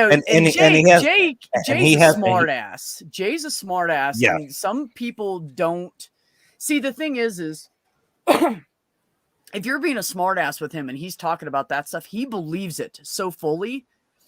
It's like you having the ultimate love of your life and everybody says she's a piece of shit. You know what I mean? And you're like, fuck you, dude. Yeah. You know, I know she's not. I know that she's a good person. I know this is true. I know that's true. You're and you defend it. And that's really what it is. Yeah. He defends his stance and he gets frustrated when people make sarcastic jokes and stuff. So if Jay was being sarcastic, he probably took it totally wrong. Because I know Jay can't. Jay's very sarcastic, and I love that about him. But you know, with Richard on that subject, it's just not a good thing to do. It hurts him, you know. So he gets defensive. But he's pretty good. I mean, he handles most, like even Darth Dawkins when he talked to him, he handled him really well. I mean, Darth was being a dickhead. And insulting him. Matt still talks about the way Richard handled him to this day. Yeah, I mean, I was shocked. I don't know was anybody else besides Randolph Richardson that handled him that well. Everybody else gets mad. But I was sitting in my truck and driving around town and doing errands, and I was listening to the whole thing, and I was getting pissed off because Darth's like sitting there going, "You're a fucking idiot. You need mental health. You're crazy." I'm like, dude, I've known him for 50 fucking years. If my brother was crazy, I would fucking know it. And I can honestly say, like, I would swear on my mother's grave right now, and that means a lot to me because, you know, I miss my fucking mom and I loved her. I would swear on my grave right now that he's not faking it. He's not doing this as some ploy. He's not trying to stir up drama. He truly fucking believes what he says. Like, plus he was telling me one. Darth Dawkins. Nobody's going to believe Darth Dawkins' that's diagnosis of some kind of mental illness. But other people have said that. Like, people have asked me. They're like, "Can I ask you a question? It's kind of personal, and do you mind?" I'm like, "No, you can ask me anything." They're like, "Is your brother crazy?" And I'm like, "No, man. I thought he was too." When he went on his adventure, the whole family, like, we were all had gotten together, and we had a family reunion thing, and everybody was talking about it, and they were like, "I don't know, we should get him put away in a mental institution. Something's wrong." And I said, "Whoa, what the fuck are you guys talking about? Like, this is our brother." And they're like, "Well, yeah, I know, but he's saying," and I'm like, "So what? He's not hurting anybody. He's not hurting himself. He literally left all of his shit behind, told his ex to sell it, pay this off for me, and he walked away with a Bible, a backpack, a jacket, and clothes on his back, and left everything he had, like truck, motorcycle, blah blah blah blah blah, big cargo trailer full of tools, left it all behind, and just said, 'Here, take it. I don't want it.'" And everybody was like, "Well, he's nuts." And I'm like, "Because he gave up material things, he's nuts? Like, you can't even tell me that right now, you know? That's horrible because he doesn't want to be materialistic. Wow, you guys need to check yourselves, you know." To be fair, I've talked to him an awful lot. I don't think he's crazy. My buddy, he isn't. No, he's not. He's not. He's solid. He's 100%. And the shit that him and I have talked about, and the things that have like just crazy fucking stories, man. So crazy fucking stories. But the thing about it is like shit like this is what happens, right? Like, he was sleeping somewhere. He was homeless, and he was sleeping somewhere, and he was walking down the road like 3 or 4 blocks and going to work because he was trying to make some money, you know. And he's so talented with like construction and plumbing, electrical, blah blah blah. He can do all that shit. He can grade a road with a fucking with heavy equipment. Like, he knows how to do all that shit. He did it for years. He did it in the Army too. So he used to he'd go ahead and build a road, like clear off a road so they could take tanks through and shit. Like, that was one of his jobs. So he had all this, you know. So he's walking like 4 blocks, and he would walk the same way every day because it was the fastest route. And he was walking one time, and he heard this voice in his head say, "Turn." And he's like, "No, dude, I always get this way. This way is the way I go to where I sleep." And the voice says, "Turn." And there's only one way to go because he's in an alley. So he turns to the right, and then it tells him to turn to the left, and he turns to the left. And this is like right after dark. There's still traffic and stuff. And he comes around the corner, and there's a wad of money. Now, mind you, he's starving to death at this point. He has no money, no food, no nothing. Right? There's a wad of money this big lane in the middle of the fucking road. It was like $300 some odd, and fed him for like 3 or 4 months. And he was like, "Okay, that's weird." You know, like, what the fuck's up with that? Didn't know what to think about it, right? So then about a year later, he's standing there talking to some buddies, and this one guy has a pipe, and he smokes like pipe tobacco, you know. And he gave it to his buddy. He was like, "Hey man, can I hit your pipe? Some little tobacco would be great," you know, because these are all homeless guys. So the guy hands it to him, and he's like, "Oh, it's not hitting." He's like, "I need something to poke it with." So the guy that owns the pipe is, you know, he's digging in his pockets. And my brother sees this picture in his head. He's like, "Hold on just a second." Oh no, the other guy the guy said, "Man, if we had something small and thin and hard, we could clean this pipe out like a street sweeper wire." And Richard's like, gets this picture in his head. He goes, "Hold on a second." He walks across the road over this little mound of grass that was on the corner, walks over, looks down, and the exact same picture he saw in his head, there was the street sweeper wire. And he picked it up and carried it back and handed it to the guy. And the guy goes, "Fuck, dude, we need to talk." And he goes, "Yeah, we do." And like, the guys with him were just, and I've met both of them, and they were like, "Dude, that fucking blew me away. I've never seen anything like that in my life." Like, you don't just walk over to his exact direction. He didn't look anywhere. He just walked over, picked it up, walked back, and handed it to the guy because he had that picture in his head. Dude, it's crazy the shit that happens to him, you know? And I told him, I said, "I don't know what the fuck that is, but I still don't believe it's God. I just can't. I'm just not that person." Well, guys, you want an interesting comment on that sort of experience? Hang on. I want to I want to wrap this up and probably pull this. No, off. dude, we're going on for hours now. You're stuck. You have Randolph Yeah, and Dan yeah, here. yeah, Peter, you you're can't run. fucked. Thank you ain't for going having me, nowhere. Jeff. Thank you very much. Catch you later, David. Thanks. Okay, thanks. I Thanks. want to By take the this way, off. If anybody Jefferson, is anybody else gonna, I have do a live stream now? I have a last question. I have a last question for you, Jefferson. All right. I just joined a Discord server that has both you and Darth Dawkins in it. How long will it take for me to get kicked? What's the Discord server? Oh my god. It's just a surprising title because of the sequence. It's called Atheist versus Theist. And you would think that would be an atheist who set that up. But it isn't. Yeah. No. Man, the chat's blowing up. What's going on over here, guys? Can you send me an invite link? I saw take a look. something in there with my name in there somewhere. Yes, God equals don't the you want to square root know of who? 1. We are talking about my brother Richard. Yes.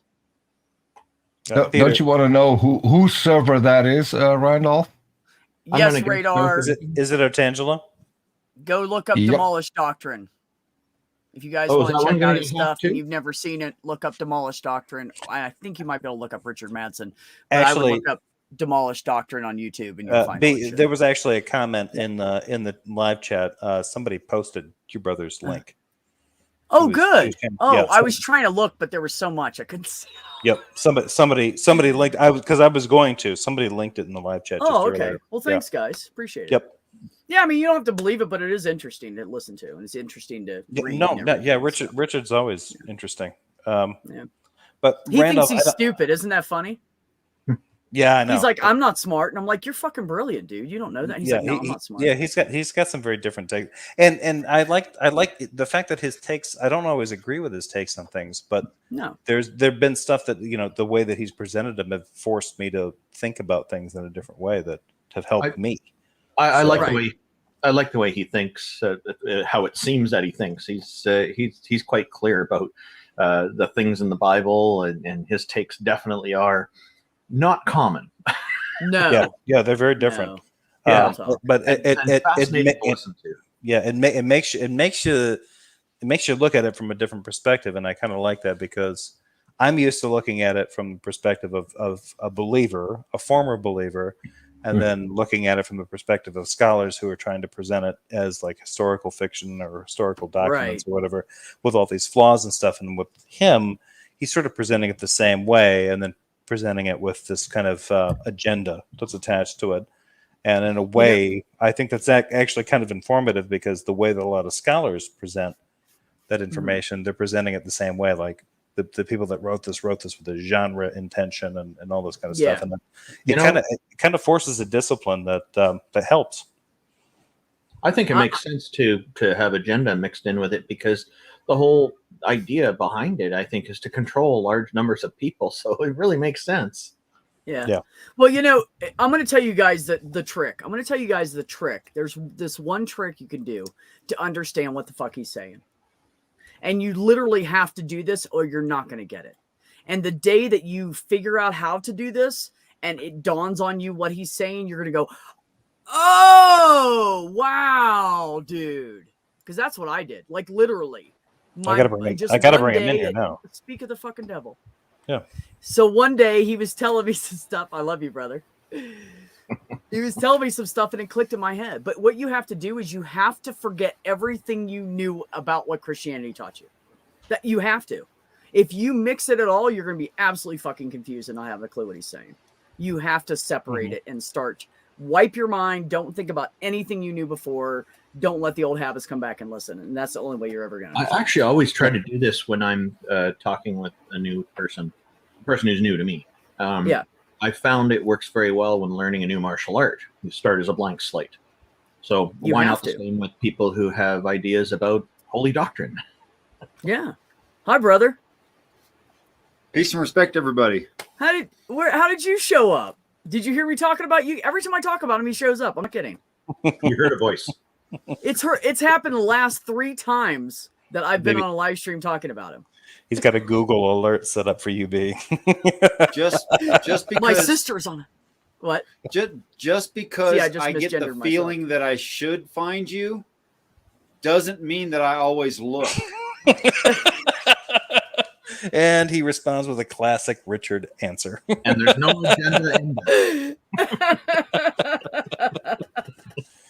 All right, guys. Bro, I love you, man. I'm going to check out of here. I apologize for ending this early because this has been a really good conversation. And Richard's just joined. Things. Let's start over. Well, yeah, I was trying to get. He said something about, I don't know, bed, work, blah blah. I don't know. It's some lame excuses. Let's start over. Does that mean it happens for? Well, here's the thing. I picked this up from Speed's channel, so if anybody wants to pick this up from my channel, please do. Hang on. Richard just said, "Let's start over." Does that mean it's blank slate time again? Oh, absolutely. Tabula rasa. It's always blank slate time, Randolph. We can't shut this down until Jefferson falls asleep. I don't think so. The bottom line is you can't start if you're an artist, you can't start drawing or painting a masterpiece on something that's already there unless that's part of your material you're using. You start with a clean slate. Artists walk up to a blank canvas. And it's the same thing. You have to make it a blank slate, or you won't get it. It depends on the medium that you're painting in. In this case, I paint it in viewership. Can I get a show of hands on me starting a stream so I can catch up? If you guys want to transfer over, give me a few minutes for that, Jeff. Absolutely. No, if you want to put that in the private chat and in the top chat, live chat, do that. Oh, thanks, Maya. Did I come over and change it? She said this has been like a B stream. What Maya's basically saying, thank you, B.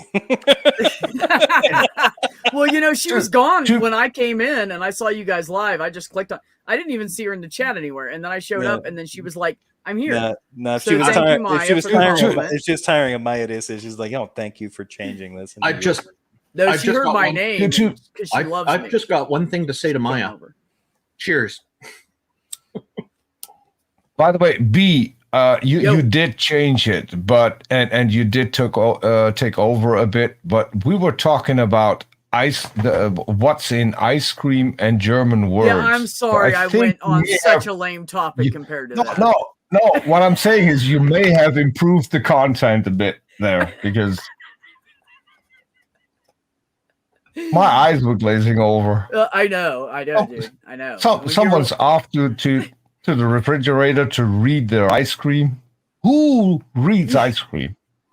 You guys, I came in and you guys were talking about ice cream, and there was ice cream comments in the chat, and the scroll was like really like one comment like every 45 seconds or something. And then you said come in, and I was like, oh, let me go talk to these bastards. All right, I'm going to open this link in another chat. Okay, so this is what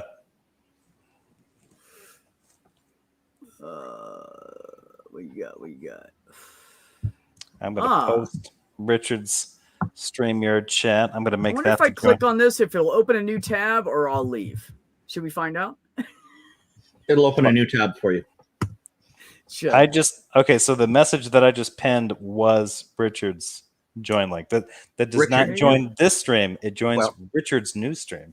Don't end this yet, Richard. So don't click this one thinking you're going to be in here. You have a YouTube address for the audience? Just the chat stream.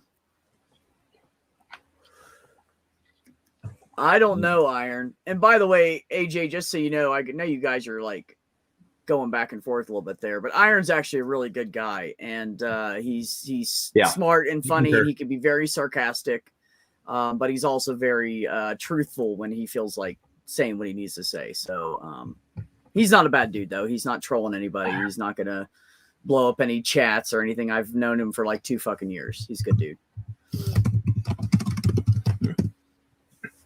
And here is the view link. I'm going to post this in here. This is the view link for Mr. Manson. You need to post it in the public chat. Yeah, I can't do that.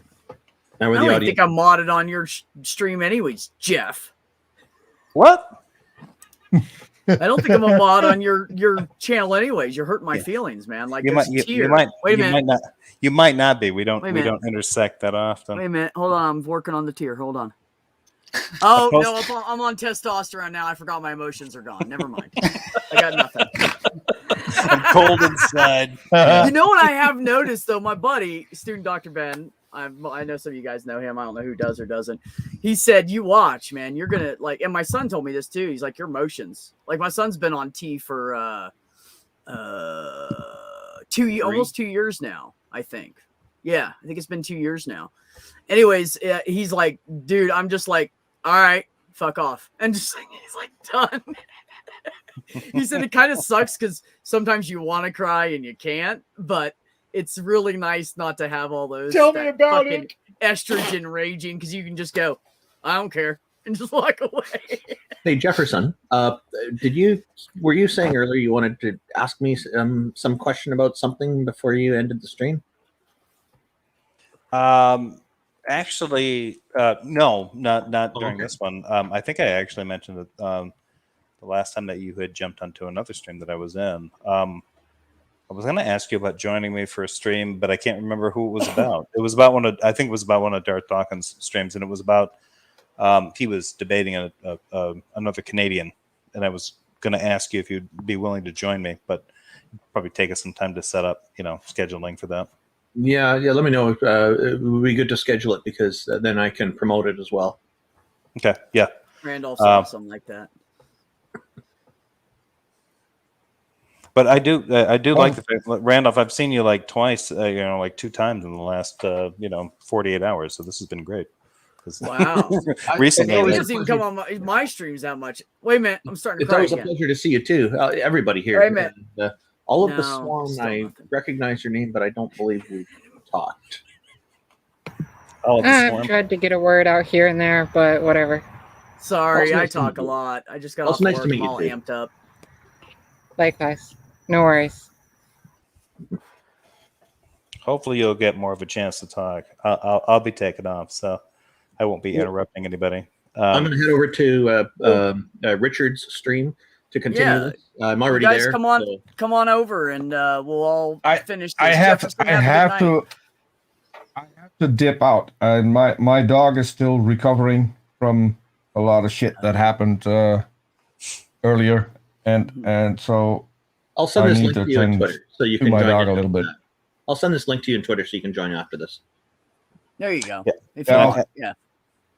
I posted those links in the live chat, the top chat, and in the private chat. I hope join links and view links. So hopefully everybody's going to be showing up there. So this is going to continue this on because this is what happened. I carried this on from Speed from his channel. So this is good. We can just we'll just keep going. We can just relay this off into the night.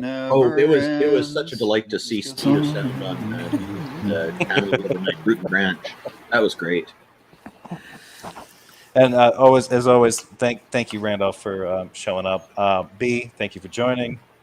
Jeff, Richard? if I'm just going to throw this out here real quick, and then I'll let you end it because I hate it when people interrupt me and I'm trying to end it, so I'm not trying to do that to you right now. But if you ever want to come on Root and Branch and expand your little part of the community and meet new people that you don't know, then hit me up, DM me. Do you usually do stuff on the weekend? No, I do Root and Branch on Monday night. If I don't have anybody, I do an open mic that night, and then I do an open mic Wednesday night, and then I'm on the Shills Friday night, and after that on Friday night, I'm on with Ben on Beers and Bros on his Twitch. I'll do my best to join. So, yeah, but thanks for that. Yeah, I usually have some time on weekends though. If you ever want to hang out or do a random stream, just fucking let me know. I'll start one up. I don't give a shit. After you bring Jefferson on, you should bring Jay on. Jay Passek. Yeah, right. Oh no, I knew who you meant. the other brother from same mother. Yeah, she knows Jay. She knows his sarcasm. Yeah, she knows it cuts both ways. I've known Jay almost as long as I've known everybody else on YouTube, like almost 2 years now, year and a half. Yeah, Jay's been around longer than I have. Yeah, Jay's ties with YouTube run about 4 years deep now at this point. So yeah. Yeah, I bumped into him on Math. Well, I met everybody on Math Pigs. Yeah. So, and Matt, thank you, Jeff, for letting me in. And oh yeah, anytime. Yeah, appreciate the conversation. I will definitely follow up with you on that offer, and hopefully I can join you on one of your streams. And Richard, you're always welcome. Thank you for joining. It's been a long time. Hopefully, you and I can do a conversation at some point because I think I understand more of your stuff now. Maybe you and I can have a more productive conversation, more productive on my side, not so much your side. I think you can probably just deliver the same stuff, and hopefully I can actually, respond in a more productive way. Olive the Swarm, do you want to have the last word because you didn't get a chance to say shit the entire time? Would you like to say something? Sure. That whole conversation about spatial awareness of like having a word or directions pop into your head, giving you an indication of an object or a person somewhere. My experience of that is finding objects and people in my gravity well. Okay. All right. So there's a reason that no one let Olive talk. Anyway, sorry, Olive. That was a cheap shot. Shame on you. No worries. Reading the river of probability is complicated, and swimming up it is even more complicated. I beg your forgiveness. I took a cheap shot because I had no idea what you were talking about, and that sounded completely fanciful. But anyway, you do you. Hopefully, you get to go on to the next stream because this stream started with speed stream. So anyway, all of you, thank you. God bless. Thank you all for coming. Randolph, wait. Hold on. Peter, I don't get a thanks. I don't get a no, thanks. No, Peter. Time's over. Time's up. Peter, nope. Peter, I thank just end it. Just hit the end button. I thank you for being a presence in my life, a constant presence in my life, like this hernia that I have, and there's a little bit of sciatica in my right hip. Yes. And maybe a roach crawling around on top of it. Right. Yeah. See y'all later. Take it easy, everybody. You're not as good at satire as your brother, Jefferson. Just hit the damn end button. Just do it. I'm just going to hit that end button. Are you going to end it? See you in a minute, brother.